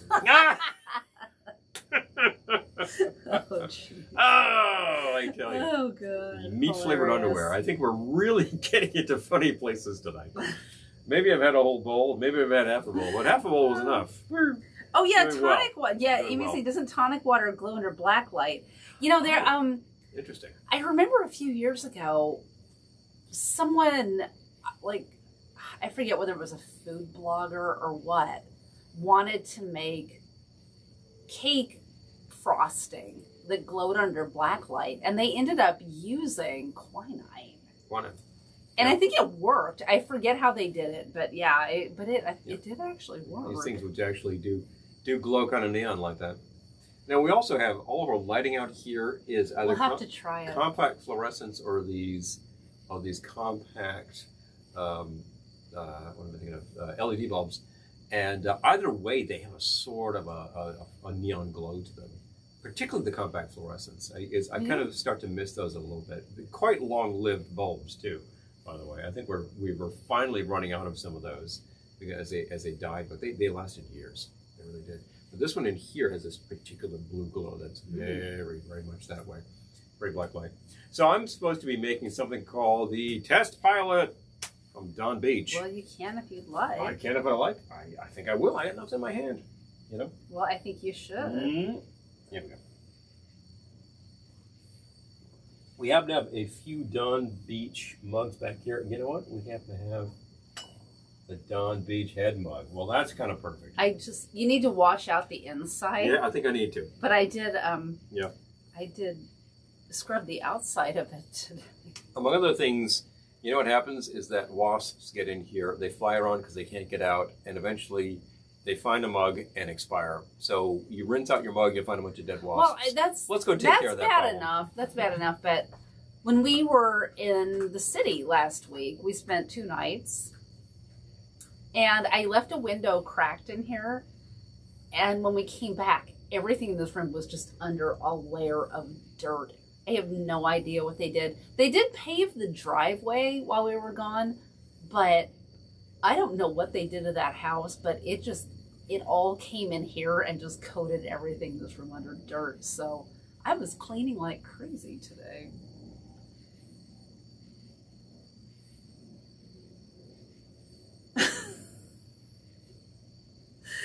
I love that we're still talking about the edible panties drink. This might need to be a group effort, a collaboration, if you will. Hi, Joe. Good to see you. Oh, okay, satellite. Oh, thank you. Thank you for the article. I'm going to read that. From Scientific American. Okay. I am. Hello. Oh, Abra said I moderate a very lewd YouTube cocktail hour on a different night. Hello. And the show where Hyde Box pops up constantly. Yeah. We don't get it that often, but I would say 99% of the time when we get it, it's just someone being funny. Okay. I'm going to have to. Thank you, Sally. I'm excited. I like to read a scientific article. Hey, big fun. All right, so I am doing what? Okay, hold on. I got it. Okay. Lisa says, well, the trip to Spencer's made it more interesting because our church group was going skating and stopped at the mall, and most of us gravitated to Spencer's. Yeah, it's skipping ahead. Our chaperone gave us a time to meet up and leave, and we all went our separate ways, and Spencer's was where the majority of us went. It was always a fun place. And sometimes you were just looking for that funny light bulb. Sometimes you were looking for a fluorescent black like tube or something. Oh, Abra, we'll have to check it out. You know, Abra says it's called Cocktail Hour with Rick. Okay. Okay. Well, that could be kind of fun. Ours itself is a kind of a cocktail hour with Rick, but we don't have Rick. So what am I doing? Oh, you're doing a test pilot. I know what I'm doing. What the hell's in it again? 3/4 of an ounce fresh lime juice. You know what? I got a perfect 3/4 measure in there. I'm gonna go grab it. Makes my life easy. So the fresh lime juice. What's the next two things? Grape juice and honey mix. Okay. We happen to have some things. So this must be a Don the Beachcomber because honey mix. Yeah, it is. Now, if you're thinking, what the hell's honey mix? Honey mix just makes it easier to use the honey in your drinks. It is 1-to-1 honey and water. You put warm water and honey together. Usually what I do is this holds 5 ounces. Since I can't measure 2 and 2.5 or whatever. What's this? 5 ounces? You've all given me the best idea, though, for next week's live happy hour. Yep. I think we need to do the mid-century interpretation of naughty drinks. Naughty drinks. You go through the cocktail guides and they're being so naughty, and by today's standards it's like, okay. I think Bar Guide from True, the men's magazine, will probably yield next something week we'll interesting. Do naughty drinks. Anyway, so hilarious. 2 ounces of honey, 2 ounces of water, put that in a measuring cup. I usually put in the honey first, put in the water, put in the micro for maybe 20 seconds just to get it warm. Stir, stir, stir, and then you pour into a bottle this size. Stingers and there you zingers. Go. If this looks like it used to contain hot sauce, that's because it did. So 3/4. It's a peculiar measure, but I'm going with it. 3/4 on the lime. Here we go, sir. Oh. 3/4 on the grape juice. That's an unusual thing for one of these drinks. Wasps. Yeah, you get the fruit flies. Yeah. Oh, fruit flies. Wasp in your drink cup. Errol says, every spring birds nest in the toolbox on my tractor. Occasionally the kids go for a ride, but Mama always comes back. Oh. Hello. Big fun. We've had birds. Oh, okay. Various places, and the last place that the robins nested was on top of our automatic light out back, and they killed the light, and they weren't even reproducing. So I was like, all right, that's it. Got rid of the nest, and then it really did kill the light. I had to get back up there and like wash it off, and now it's doing fine. So after the grape juice, did you get the lime juice? Yes, I got lime and grape. Mm-hmm. Okay. 3/4 ounce honey mix. Honey mix, and what else? What's the next one? 3/4 of an ounce amber rum. Amber rum. Let's do that. Did you bring over any? Oh, you did. No. Oh, yeah, okay. Yes, I do. We do. All right. Amber rum. We're covered. I think this called for like some Puerto Rican dark. I don't have that, but I happen to have a dark Indian rum old port. I have quantity on this, so I'm going to use it. This is fun stuff to mix with. I'm Root Distilling. I think this is basically one of the oldest distillers in the world. India's been growing sugarcane longer than anybody, and they've been distilling it longer than anybody knows. So clearly, it's a place to go for rum. Hell out. Okay. How about that? And then 3/4 of an ounce dark Jamaican rum. Jamaican. I happen to have that here too. Oh, okay. Abra votes for naughty mid-century drinks. Naughty. Yeah, we're going to do it next week. There we go. Next week. Naughty. Chosen. All right, naughty is big now, Michelle says. Okay. You know, there was something back in the day that... Hi, did I say hi to you, Johnny? Hello, Johnny. Well, hello. I said hi to Johnny, I believe. Back in the day, there was something that a lot of bars would serve as an angel's tip.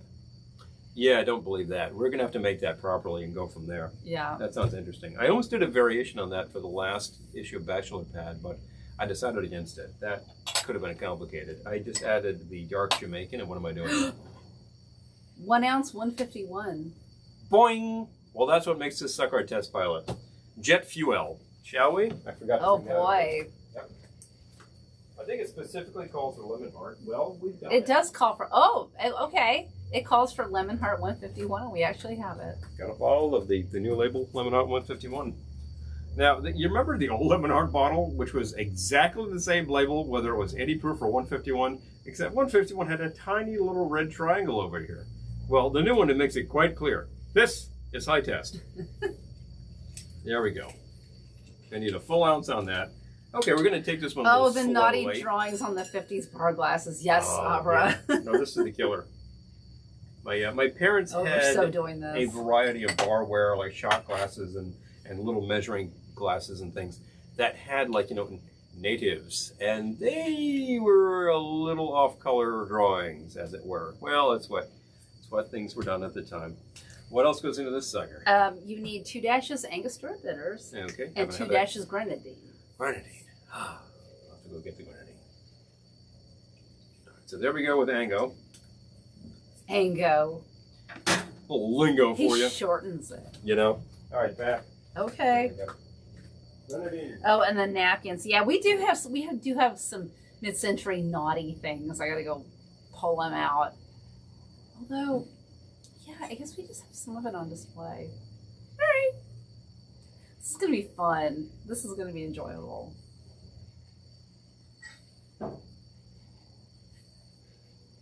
Michael says, I was trying to remember which TJ Swan wine was my favorite. It was either Steppin' Out or Easy Nice. Oh my gosh. Elizabeth says, I feel like we need a cocktail called Stingers and Zingers. Stingers and zingers. Oh, I like that. I like that too. Zingers from the Hollywood Square. Exactly. So this is Oh, just, and the greeting cards. I inherited a bunch of those yeah. like naughty greeting cards from my aunt.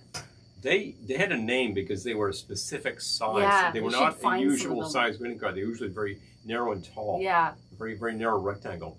And I forget We should what bring some of them down. those are called. Yeah, But your yeah. aunt had actually like collected a ton Well, of I these think she just bought in the greeting 60s. cards Yep. because she had so many blank greeting cards from like the 60s through the 90s. She was just like, she was just prepared. well, That's yeah, all. she was just She prepared. was prepared.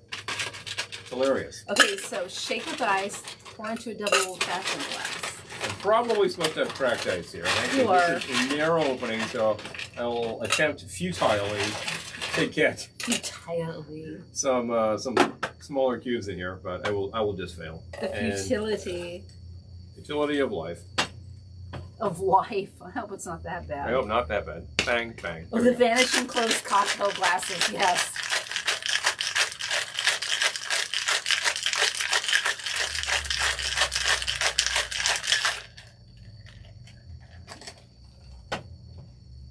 I like to do that and let it sit.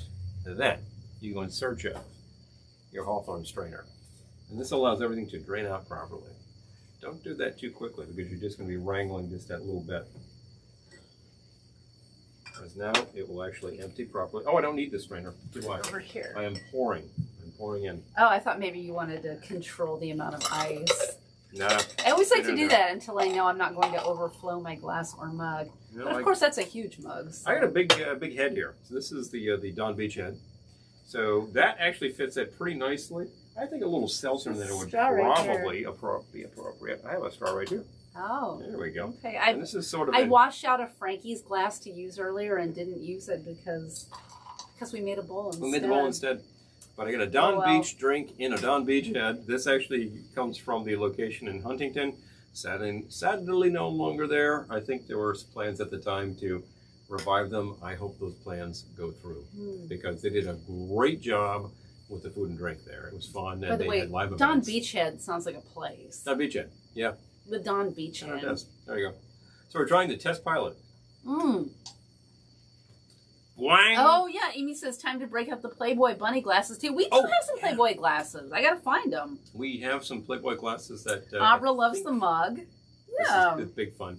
I think you could check the secondary market for these. These were sold at the location. I don't think they were particularly hard to find. Obviously, you can't just go and get one now. But I bet somebody's selling one. So Michael says, I seem to recall a 70s cocktail called a Pussycat and a Tomcat. It has dehydrated mix, so all you had to add was your early times. there you go. I love those ads. Your old Peppy Van Winkle, you know? Actually, you weren't adding Peppy Van Winkle at the time. You were probably adding Four Roses. Mm-hmm. There you go. Or like you say, early times. Your mellow corn. Bingo. Which kind of reminds me of all of those premixes back in the day. We have a little bottle of something called Trader Bud's Mai Tai Mix. Oh, yeah. And I think that it got so much sun that like the whole packaging just shredded and the label's totally toast. But it still contained the Mai Tai Mix from the 60s. Oh my. Tai. Yeah, you don't want to go near that. But there was also like a whole line from Hubeline, and they had advertising from Gypsy Rose Lee. Yes. Who was talking about Hubeline, better cocktails than you make, basically. Like better than most people Better than most people make. And they were just the premix bottles. And yeah. I think, a premix doesn't have to be bad. Suddenly there's a lot of really good premixes on the market. You can buy like canned old fashions, stuff like that. Back in the day, though, you would buy something in a very large bottle, and it was a little spurious. I won't name names, but you know who they are. You know who the perps are. Harold says, when I was in Athens, I found some coasters with multiple ancient Greeks engaged in a certain activity. Told Lisa, I found some coasters for her moms. When she saw them, she was like, how about no? Oh, that's got some coasters for my moms. Oh, boy. I think we have some naughty napkins. We do have some risque napkins. We do have like a number of bar guides with like some very risque cartoons. The Playboy bar the Playboy guides, Swizzle Sticks. Playboy Swizzle Sticks. Playboy Swizzle Sticks. Playboy Swizzle Sticks you will always find in black and white, and I believe there were other colors. Yep. We were told at one point that the color of your swizzle told the bartender which drink you were on. So if you got to like red, he'd be like, okay, red flag. You're cut off. Yeah, you need to slow down. There was like red. I think there was green. I don't know which was which level, but you find a lot of whites and blacks in Playboy Swizzles, because the Playboy clubs are all over the place. There was one in like Mawa or something, just pretty near us. Our neighbor belonged to the Playboy Club back in the day. Now he belonged to every club. He belonged to every club. Oh my gosh! This is our neighbor who long since passed away, and new people live in his house. But I was going through cleaning out stuff because everything in this room was under a layer of dirt. Mm-hmm. And I was cleaning out the matchbooks, and I found the matchbook from when he was running for assembly. Yeah. Because we found it, I think it was just being trashed. It was. Next door, when the family sold the house. I saw this and I said, oh, that's definitely coming with me. Oh, yeah. So, yeah, it was a matchbook of him running for assembly. It was hilarious. One of our first neighbors to introduce self, and he was just a great conversationalist. Yeah. He was one of those guys who joins everything, knows everybody. Takes care of the business. He was a funny guy. And, so sad to see him go. It was, he was advanced age, and I suppose things happen. So they do. But damn it, the Playboy Club is long gone, and so sadly you see. So, the local one anyway. So. Oh, Lisa says, I don't know why the naughty napkins and glassware talk reminds me of the movie Birdcage with Robin Williams and the place they had with the naughty Greek positions. I remember that movie. I saw that movie when I was on tour. Oh, wow. Yeah. I think I saw it in Milwaukee. Mm-hmm. Yeah, I was just on tour in a show. Funny. Yeah, hilarious. Big fun. All of that stuff turns up with regularity. Oh my gosh! At your flea markets and all that, and our friends Pat and Dave actually see. I think they have a really large quantity of this stuff that they find locally, because people bought this stuff back in the day as gag gifts, and people would go ha, and then just like leave it in the packaging. So you can usually find it just completely unused. Occasionally you'll find it where it actually seems to have some wear and tear, and you go, wow, you actually used that shaker, with the, stuff on it. Okay, so, hold on. Catching up. A certain activity, grape crushing, Lucille Ball. Errol says, we have multiple Playboy bar guides. My mom found one, and I wasted no time throwing Lisa under the bus. My mom just laughed. Hello. We actually have 3 copies of the bar guide ourselves. One of them is pretty early 70s paperback, and it's like the covers are totally ripped off. One of them is much later 70s, and one's in disco, Kiana, and that kind of split in half. I tell you, these cheap paperbacks. And then we've got one that's probably from about 1998, that last printing. That's nicely bound. It's got this sort of leatherette cover. It's got a little bookmark in it and everything. Still Thomas Mario. And that was revised, and they threw a ton of stuff at it. And I seem to recall that, among other things, they've got a reputable Mai Tai. So they really updated it to look more like a contemporary bar guide. Elizabeth says, that's pretty cool. Speaking of coasters, just picked up a pair at the Reef in Palm Springs. Tiki design featuring Starsky and Hutch. Oh, I love that. Oh, there we go. I love that. You just remember, like, didn't they drive around in what would have been like a Plymouth Roadrunner or something? And you couldn't open the doors. Didn't they have to, like, jump through the window, just like the Dukes of Hazzard? That kind of thing. One of those racing kind of vehicles. Let's see. Starsky and Hutch. What were they driving? Well, this does look like a Plymouth. I'm not a car guy, so I'm going to get this wrong. Ford Gran Torino. That's Gran Torino. There we go. Okay, hold on. Yep. Fine. I'll accept your... Okay, yeah. Gran Torino. Funny stuff going on. I appreciate these vehicles, and some of them are a lot of fun. We just hi show. Dan. So there you Dan go. said Ford Torino. Ford Torino. I don't know if I've honestly ever seen Starsky and Hutch. A long time ago. I remember seeing some of these around first one. We did not watch it in the family. I don't know what it was up against, or maybe it was on too late for me. I don't know if I've ever seen seen it, to be honest with you. But it does feature, of course, the awesome Antonio Fargas as the character Huggy Bear. Oh, yeah. This is all you need to know about the show. I love him. And you love Antonio Fargas. He, of course, appears in Shaft. He's the guy. Shaft is just like, I'm looking for, Will. He's just like, well, I never heard of the guy. I never heard of the dude. Whips out a 20. It's like, maybe I have heard of him, Maybe I do know where he is. But he's just so cool. He also has a great role in a film called Putney Swope. Hi, Jennifer. Good to see you. It's pretty gonzo. So you want to see that? That's a lot of fun. And then see Shaft again, because, hey, Shaft. Jeez. But he's got a great role in Shaft. It's really cool. Oh, yeah. So, and, of course, he is in the film. It's not Hollywood Shuffle, but I'm Going to Get You Sucker. He plays Pimp of the Year. The Pimp of the Year. Yeah. So.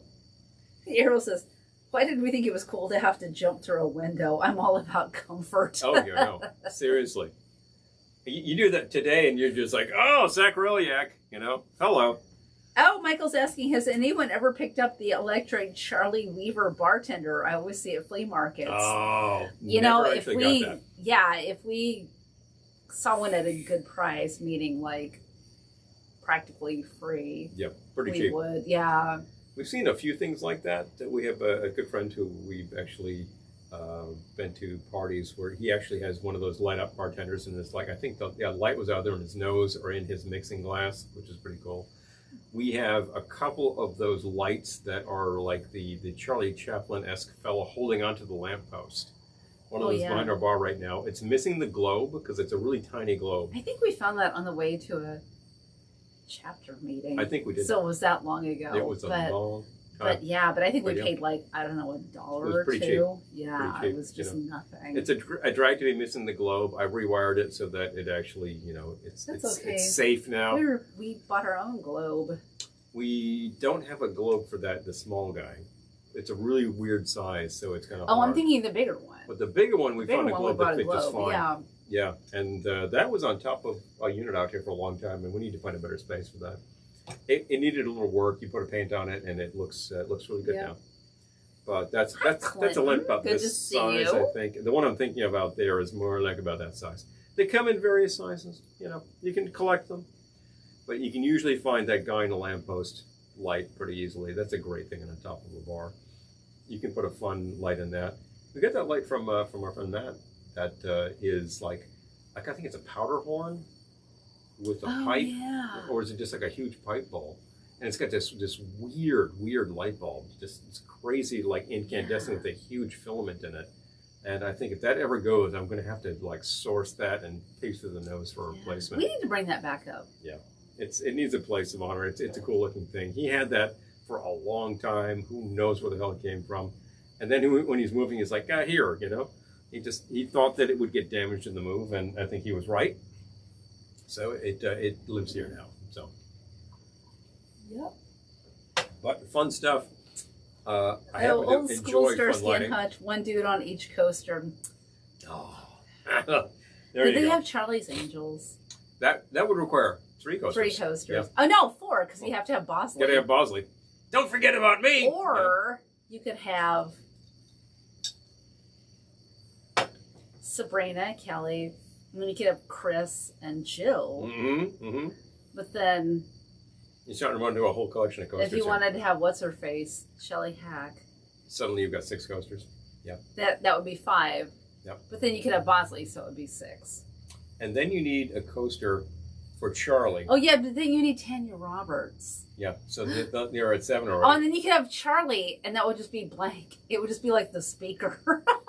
It would just be the answer. Yeah, it would be the It speaker. would just be It would be the speakerphone that says realistic. There you go. Boom. I was just thinking that. Yep. Charlie. Oh, who's you're playing Charlie? Oh, there we go.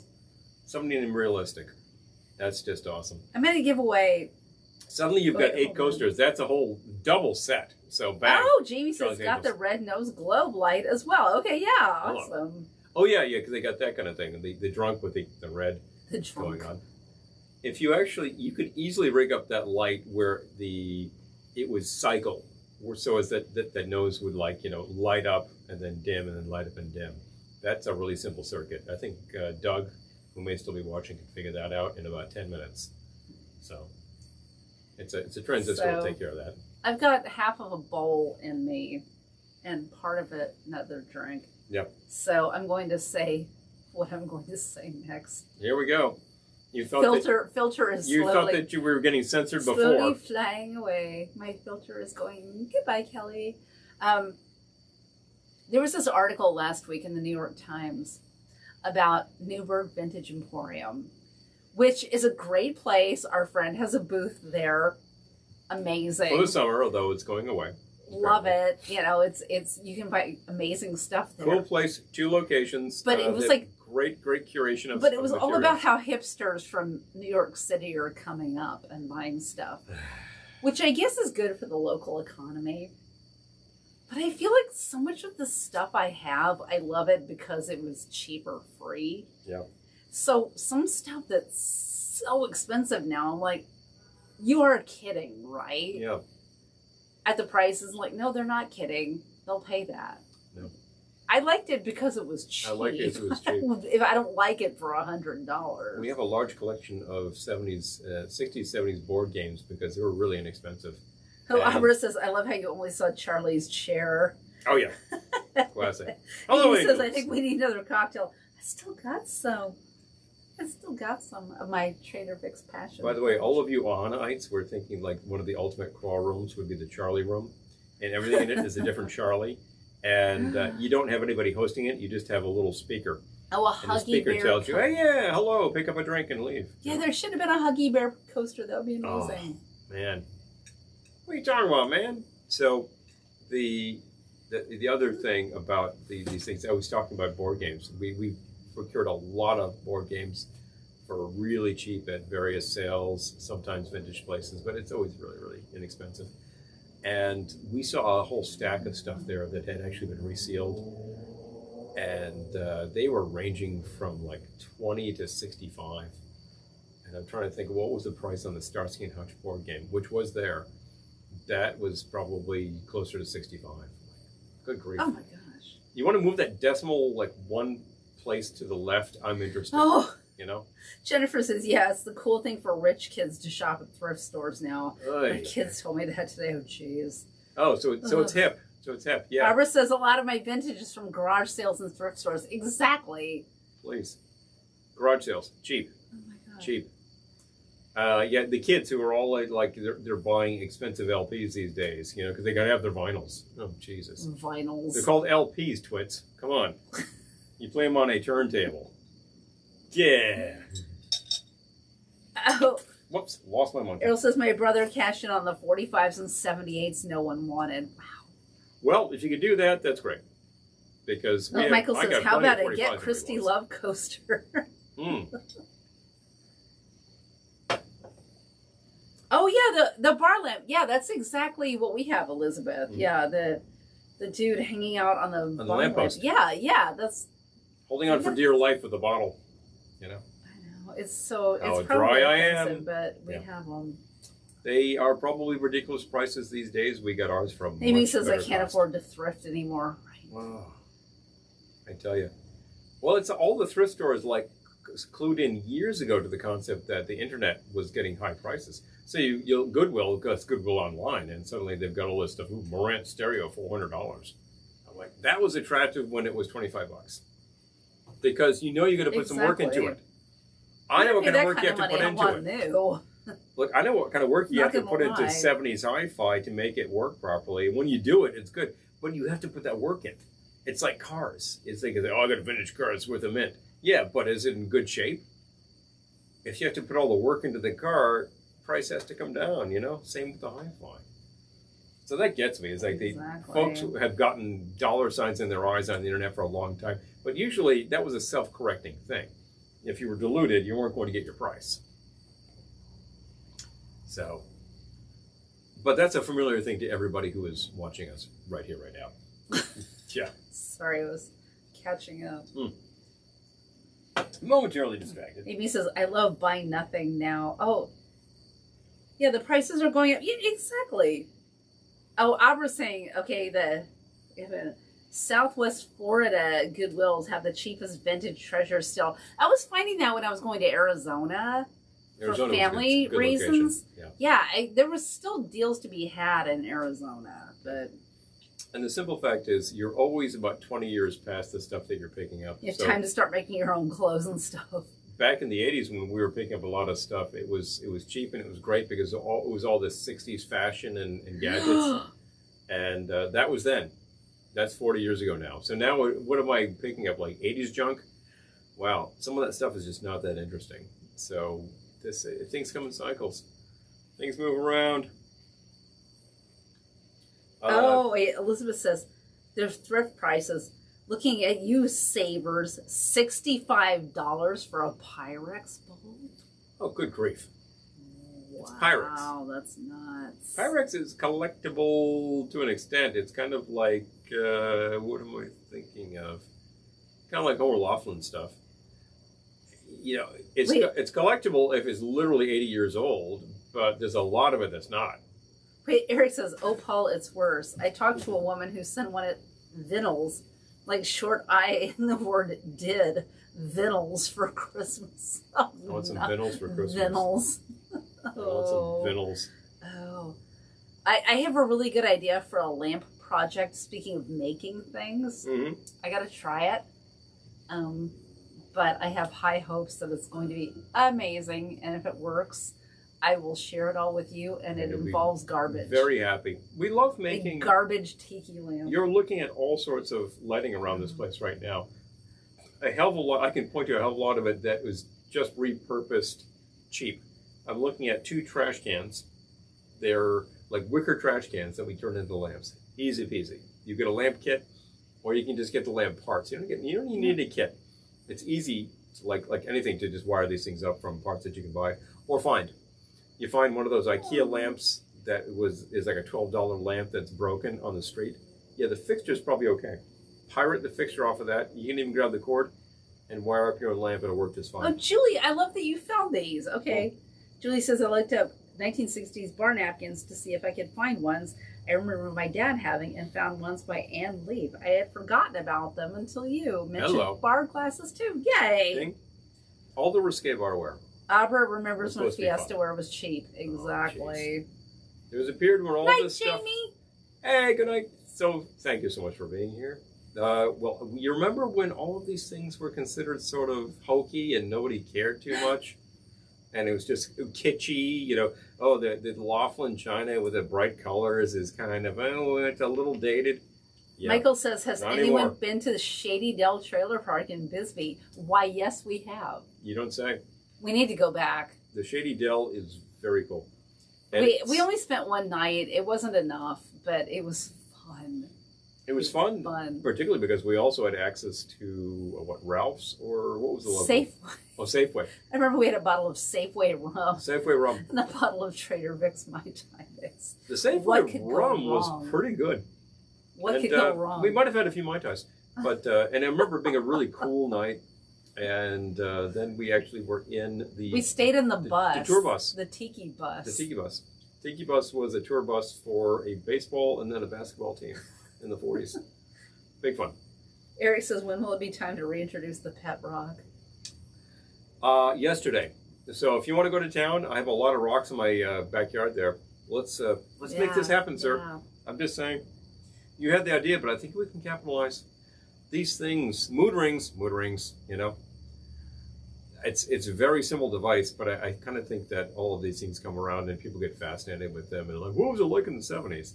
In New York in the 70s? Go to New York City right now.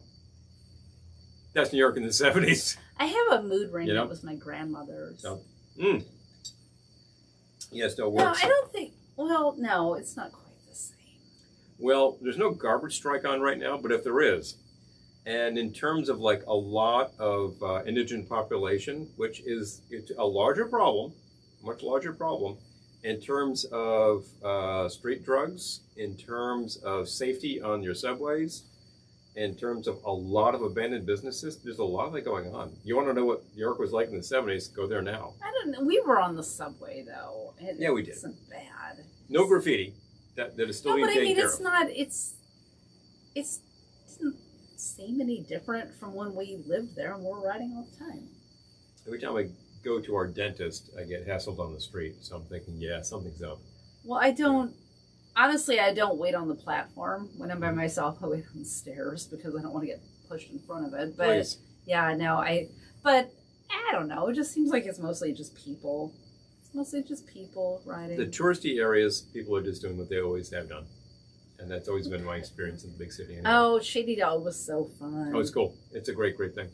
It's Bisbee, Arizona used to be like a big lead mining town. Well, that's a big, fantastic industry for you. Oh, Lisa has the Soko glasses. Nice. Hello. Oh, yeah. Yosoko pushed those really hard in the 60s. Yeah. I think it cost like $1.75 for about 8 pieces or something. And they would sell their bar guides. And their bar guides were always like, hey, do you have a drink that you like that has whiskey? It's made better with Soko. Doug says You the know? 77 power blackout changed things. Oh, it was not pretty. Not pretty. And we lived through a blackout in 2003. That was a total blackout in New York City. And different effect. Different era, different effects, I got to say. Yeah. I managed to get off the island on a ferry. And then everything went haywire. But it evened up, you know. That was back when we still had a landline. Yeah. Thankfully. Mm-hmm. Stayed on. I was able to be in touch with you for a little while, but then it just completely conked. Mm-hmm. But actually, my manager at the time said, come with me. He's like, you're coming home with me because you're going to be toast otherwise. And he was right. I would have been wandering the streets of Manhattan going, whoa, man. But fun things do happen. That was a fairly civilized blackout, as these things go. Fairly civilized. My parents lived through the 1965 blackout in New York City, as a matter of fact. And that was a fairly civilized blackout. In between, you had, like, things kind of, like, went downhill. And there are large societal issues there. And I'm not going to blame particular people there, but I will blame large societal issues. I just read the for such craziest book. I should share it. If you If want to anyone's find out interested. about the 70s blackout and the environs within that era, there's a really great book out there called Ladies and Gentlemen, the Bronx is Burning. That's, read that. I believe there's a documentary about that too. That's definitely worth your time. Fascinating. Fascinating, because we lived through that period. I actually went to New York City several times. If anyone's interested in these things, I got to find this book I just read. And it was pretty scary, you know. Okay, full disclosure, you're about to find out I have very lowbrow taste. Here we go, folks. That's not to say that I have highbrow taste. No, I got to find it though. They're not highbrow. They're not lowbrow. I have Kindle Unlimited. They're a new kind of thing. I have Kindle Unlimited because I just plow through books. She reads like mad. But I gotta. I only read manuals. Find it. They're in there somewhere. What was it called? Mm-hmm. I can't just find like. Does anyone else have Kindle Unlimited? And if you do you have trouble like actually finding your books?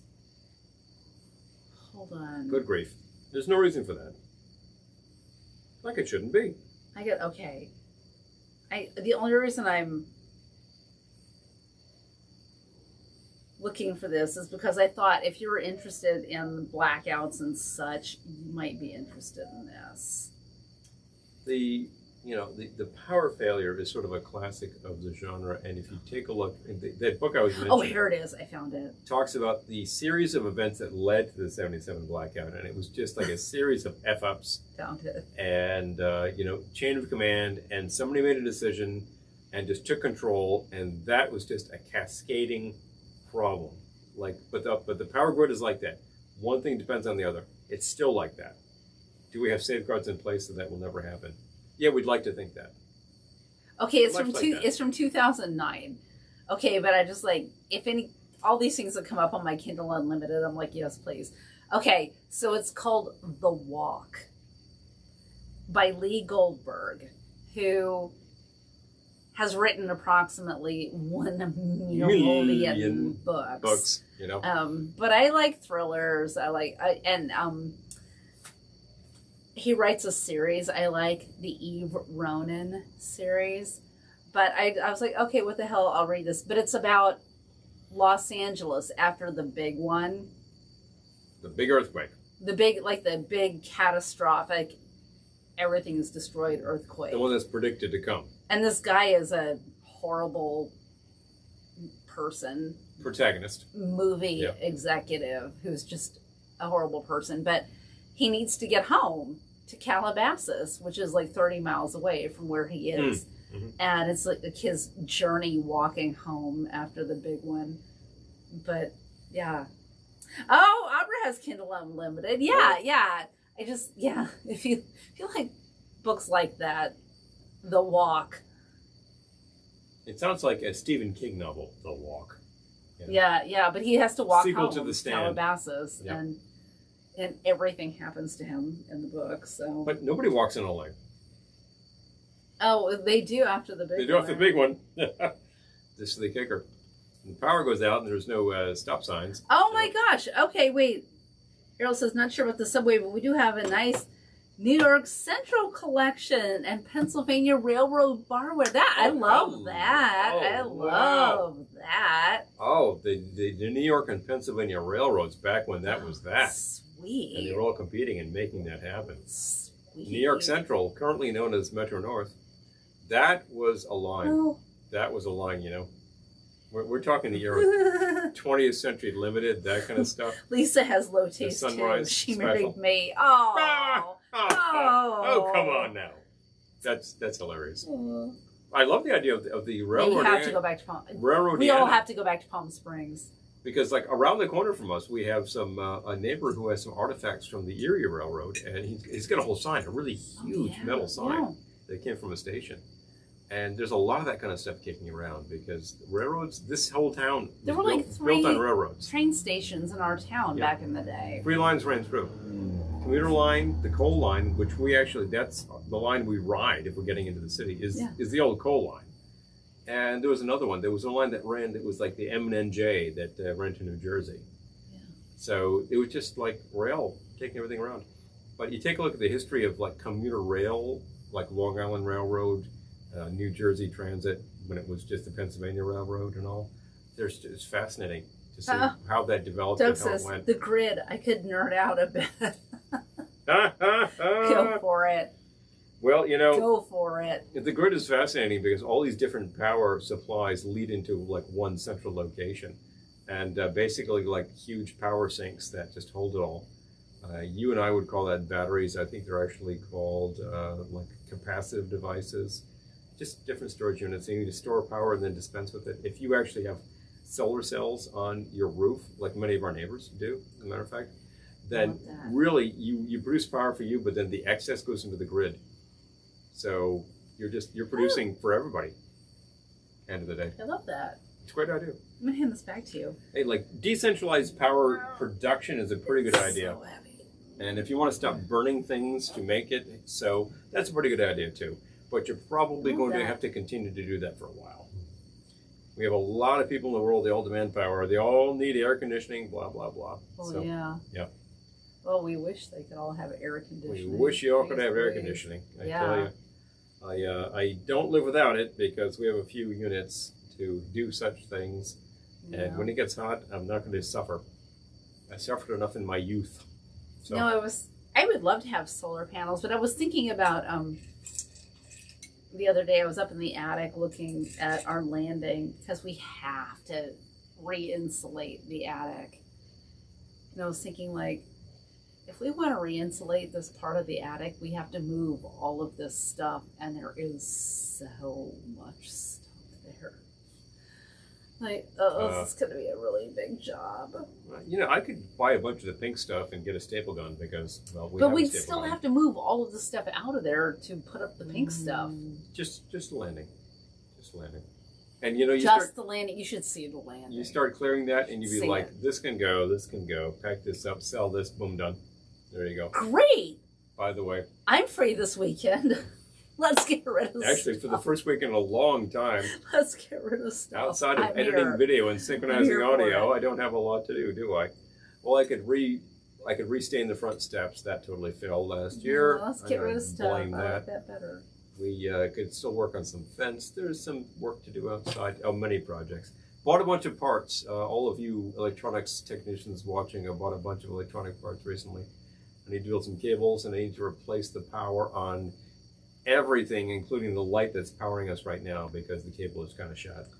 So, hanging by a thread, but I bought a new connector, and we'll tack that on, and everything will be great. It was like a while back, the connector on the microphone for our video shoots was like really kind of crap. It was a terrible, terrible connector. And I just thought, I can buy a much better one for like $4. I did, put it all back together. Not a problem since. Not a problem since. I did. I did the work. I did, and it's beautiful. I did. You know, junky connectors are the bane of your existence, but like, you know, quality products are still quality products. Love buying parts. By the way, we have a commandment to hit it. 1, 2, 3. There's a hold up in the Bronx. Brooklyn's broken out in fights. There's a traffic jam in Harlem that's backed up to Jackson Heights. There's a dog tube short a child. Cruise ships do an idle while. Car 54, where are you? Cruise ships do it idle wild is as dated a reference as I can imagine. And there you go. That's just brilliant. That was a great thing. Shot in New York City, that show. One of the few at the time. And you had... Who requested that? This was Michael. Oh! Decided to whip that out on us. I need to show you sometime the picture of me as a 70s policeman in the film Pinball, soon to be released, because my partner was easily a head taller than I was, so it was a real, like, you know, Tootie and Gunther thing going on. You can't do that until the film's released. Well, I can't actually give you any stills from the set, but I didn't take any. No, but you gotta be careful with that stuff. Fair enough. We'll tell you when this thing is happening, because I think within a month it's out to the public, and then all hell breaks loose. We worked on this last year. It's a story of when pinball was still illegal in New York in the 70s, and the guy who decided to see if he could reverse that, and he succeeded. Yeah. A guy named Roger Stone, I think. And fascinating freaking tale. You think, and I remember we were talking to our friend of ours who lives in Poughkeepsie. He's like, oh yeah, I remember, you'd go to the city, you couldn't play pinball. I'm like, are you out of your mind? What the hell was that all I about? honestly don't remember a time when pinball was illegal, but... You didn't live in New York City. But I lived in California. You lived in New York City. Like, When her pinball was illegal, I'm like, what? Never heard of that where I was. But this was just one of those crusades from the 40s that was all about cutting down on vice, and this was considered a gambling device.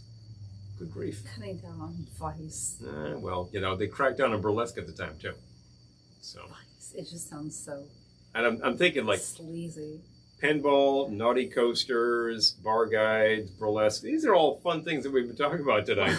That's okay. I think everybody here could go for some of that. We'll be coming with it next week. Yeah. Yeah, but you don't say. The vice. Pinball was illegal in New York City from the, mid to late 40s until about 1976. Yeah, it was crazy. Yep. The actual, city council hearings about pinball happened in 1976, and that is one of the settings of this movie. And we were also featured we weren't featured, we were background in... Yeah, I was going to say we're not featured. But... We background characters in this city council courtroom hearing where, it wasn't a court, it was the council, listening to this guy talk about how, well, this is not a gambling device. Right. And he demonstrates how it's a game of skill, and he demonstrates how if you play it properly.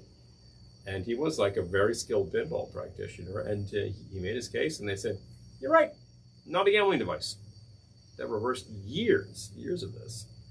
But, there were all these crusades back in the period. Stupid, who cares, Well, but they cared. There was plenty of vice in New York City in the 40s, so if they were cracking down on that, well, there you go. But if pinball got wrapped up in that, it was kind of crazy, and it stood for a long time. Yeah. But you make a decision like that, it's going to stick around. So bear that in mind. I finished my drink, by the way. Oh my! Well, there's an array of things in front of you in case you feel like a little something. If you'd like other beverages in there, if you would like that sort of something, there are things to be had. Thinking. And Lisa's noting Errol and she have been looking to solar panels for the farm.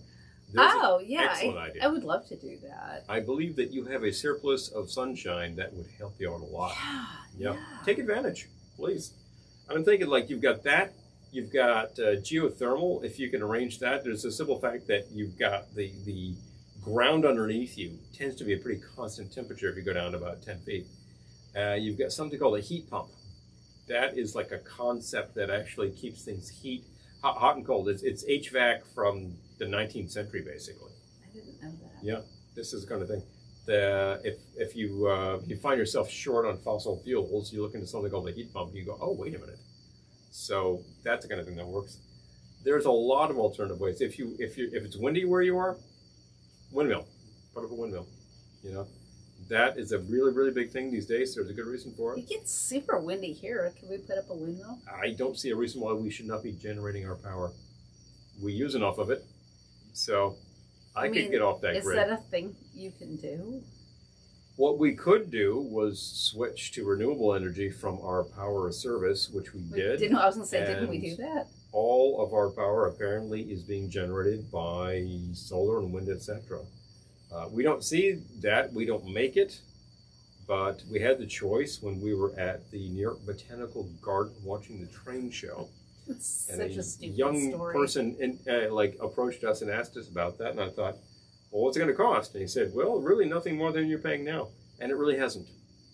So I'm good with it. No, it really hasn't. It really hasn't. You have that choice these days. Uh-oh. Errol's phone's getting down. Oh! That! I'm apparently giving away the plot of Licorice Pizza. Now, wait a minute. Licorice Pizza. Yeah. No, that was a fun one. That wasn't an award contender. Oh, yeah. So, yeah. Yeah, it was fun. Errol's dad would give him a quarter to play pinball while he was waiting on the burgers to be fried. Errol said, I didn't realize Dad was contributing to my delinquency. Right. Well, if pinball is strictly a game of chance, that's one thing. But if it is also a game of skill, that's another. And I have certainly played pinball enough in my life. It's you need skill. It's like poker. It's not strictly the cards that are dealt. It's what you do with them. If that ball gets shot out of there at the right angle, there's nothing you can do. Sometimes it's tough. Sometimes it just goes straight down the middle. That's why you get a replay. You get 3 balls. and away you go. Yeah. But I'm a fairly decent pinball player, but I gotta say that sometimes. I'm a really big fan of the Sometimes. analog machines from back in the day. They're all just electromechanical. And we were working with those on set. And I got to tell you, I was hefting one of those with my partner from the precinct. That thing was bleep heavy. Wow. All relays. And I would say that it was all glass too, but it had fake glass in it so that we could bust it up, because that's what happens during this. Sorry to say. It was a beater machine. Don't give away the plot. Well, things happen, you know. You'll see. They'll sue you. You'll see. Once this is available, we will be able to actually send a link to you and say, They'll check it out sue you. on whichever thing, because this was actually... I can sue. Speaking of singing in the rain. Yes. I can sue. We had an enjoyable couple of 3 days on set there. This was shot up in Newburgh, and I had a day in Poughkeepsie. I had about a half a day. We did a lot of shots in a short period of time. And just think about how much they did without us. I'm thinking about video. We're talking video here, you know. But it was well done. It was a really good set. And you know, since then we made our own. What do you know? We're just joining the crowd. We're joining a trend. This is what's happening in our area. There's a lot of that going on. Well, a lot of film production around here now. we've done it once. We're about to do it again, and then we'll just keep on going. And anybody who's doing it, power to you. It's very overdue that this should be decentralized in our area. There's fantastic locations around to shoot. Some of these are just great little stage sets waiting to happen. Some of them are just beautiful environs. We're near the Hudson River. This is awesome, you know. A lot of open space. So, like, filmmakers have been using this for a long time. I think we're just finally cluing in about how this is what needs to happen. So, hey, that's what it's all about, folks. Wait. The Palace at Asbury. Oh, yeah. Oh, yeah. Seen them. Yeah. Seen them. It's like a museum. It's just Alyssa really shared great. Pictures from there. Yeah. It was great there. bunch of machines that they It was got there. It's very cool. Yeah. So let's see what's going on over on Facebook. We didn't get to Asbury Park this year. Yeah, well, we did a little thing called We Produce a Movie. I know. And then we did a thing where we actually performed over at a hot rod show. And then we went to New York City. So And then we had to go to the big city to see a show. We're kind of tapped out. We couldn't go to Asbury Park this year, but... See a show, and of course we built a whole tiki shore into it. Well, that was all kinds of fun. It was fun. That was a big, long day. I'd do it again. And I would do it again. And in the middle of that whole day, we actually dropped into the Museum of Natural History. And saw the moai. We saw the moai. We saw the sharks. Good shark exhibit going on right now. Oh, yeah. Just telling you. Well, Caught up? I'm pretty caught up. Yeah. My drink's working. Yeah. It's about that time. Is it? Is it about that time? About 2.5. Okay. Well, you know, we haven't been out here in a little while. It's been a little stifly. I'm sure wherever you are might have resembled that. Our correspondents in the OC, Oklahoma City that is, would say, oh yeah. The OC. Please. No, they're in Tulsa. Oh, they're in Tulsa. Sorry. Yep. They're not in Oklahoma City. Sorry. They're in Tulsa. We got it. But Tulsa, same. Yeah. Perhaps even worse. And we had reports from Idaho that like, oh yeah, we're hitting like, 105. Good grief. Yowza. Parts of the country are still getting it hard, and some are cooling off a bit. We've been very civil in the Northeast for a couple of days. And yesterday was fingers. broiling. Pardon me. It's going up and down. And honestly, you awake? You're doing fine. You're doing fine. Well, we had a great breeze coming through the windows today. I'm glad with that. I'm in front of an open window, so it's just like, yeah. Maybe him not so much. Yeah, we've shared some fine things with you tonight. A lot of like Don Beach and Trader Rick type stuff. Bold drinks are always fun, and I'm glad to do them. I do not ordinarily do a thing this size that features a ounce of 151. Oh, that's But, That's why you're not up for another drink. But you know, I'm still working on this one. I'm thirsty, but yeah, I'm nursing this one along for a while because, like, you know, I could get it completely on the floor, or I could continue to talk to you. We don't want that. We don't want that. No, bad news. 1 tequila, 2 tequila, 3 tequila. A little. You love that. I'm a little hazy after that part. Speaking of Spencer Gibbs, there you go. Love that stupid rhyme. So, but you know, it's. Are we caught up? I think we're there. Okay, I don't want to miss anyone's comments. Lisa wants to thank Glendora for her astrology reading this week. Oh! She says Glendora got freakily oddly close. Oh, wow. You know, sometimes the stars tell you what you need to know. Her. That's it. Thank you so much for that. Oh, I'll tell her. Definitely.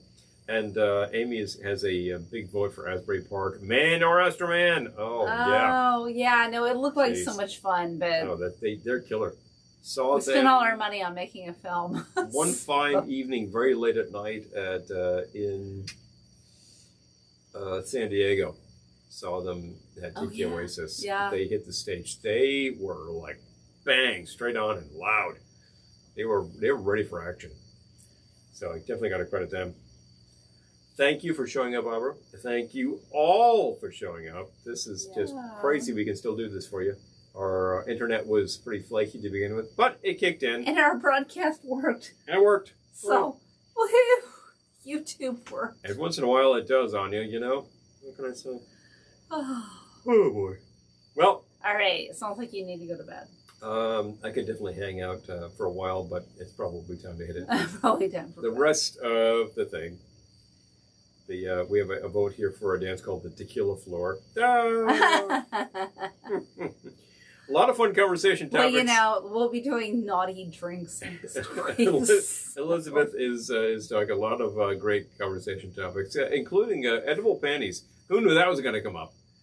If you would have asked me before this broadcast what we would be talking about, that would not have been in my top. Like, what? No, I'm not bringing that up. But I love that it came up. Because it was hilarious. It was hilarious. And next week we were talking about risque adult drinks, because that's also hilarious. Yeah. That's all part of the thing. It's kind of what we do here. We see bar guides that have this kind of stuff, and you're like, well, that's titter.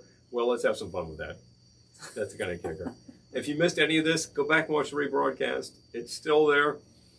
It's on both platforms. You can see what's what. I don't think that there's nobody got nipped from our crew here. Obviously, like, there was, within that discussion about panties, then there was some off-color topics, but we authorized you all because, hey, you're here for fun. And the actual troll was so boring. Get rid of that person. You know, idiots come and idiots go, but usually they go. Bye.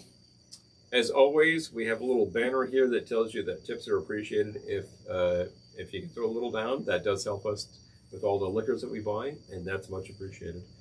We do have a movie that we're still making, and there is merchandise to be had at, where is that? Redbubble. Redbubble. I'll have to drop a link on you later about that. There, you can get almost anything with an Ellen Waits logo. We'll have more on that in the future. We're still working on that to make it look a little more like it should. And it's a process, but it's accelerating. So that's happening.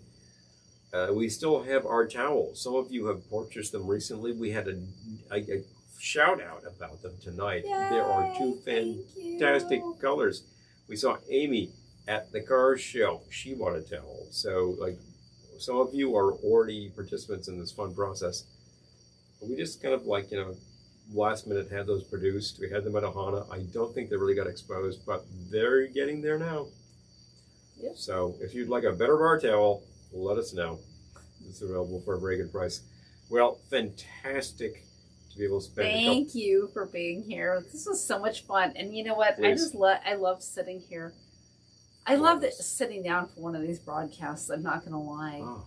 Rather than standing behind the bar, I kind of love We're sitting usually on our feet for 2.5 hours.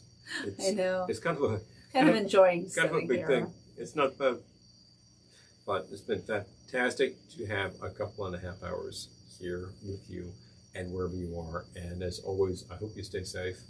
And whatever happens in your life, if it is a challenge, I hope you meet that and you sock it in the jaw, because that's what life's all about.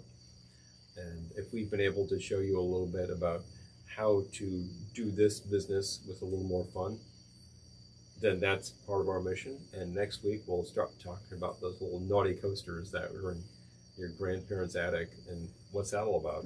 Because that's kind of the fun part of the fun part. As always, thanks so much for being here.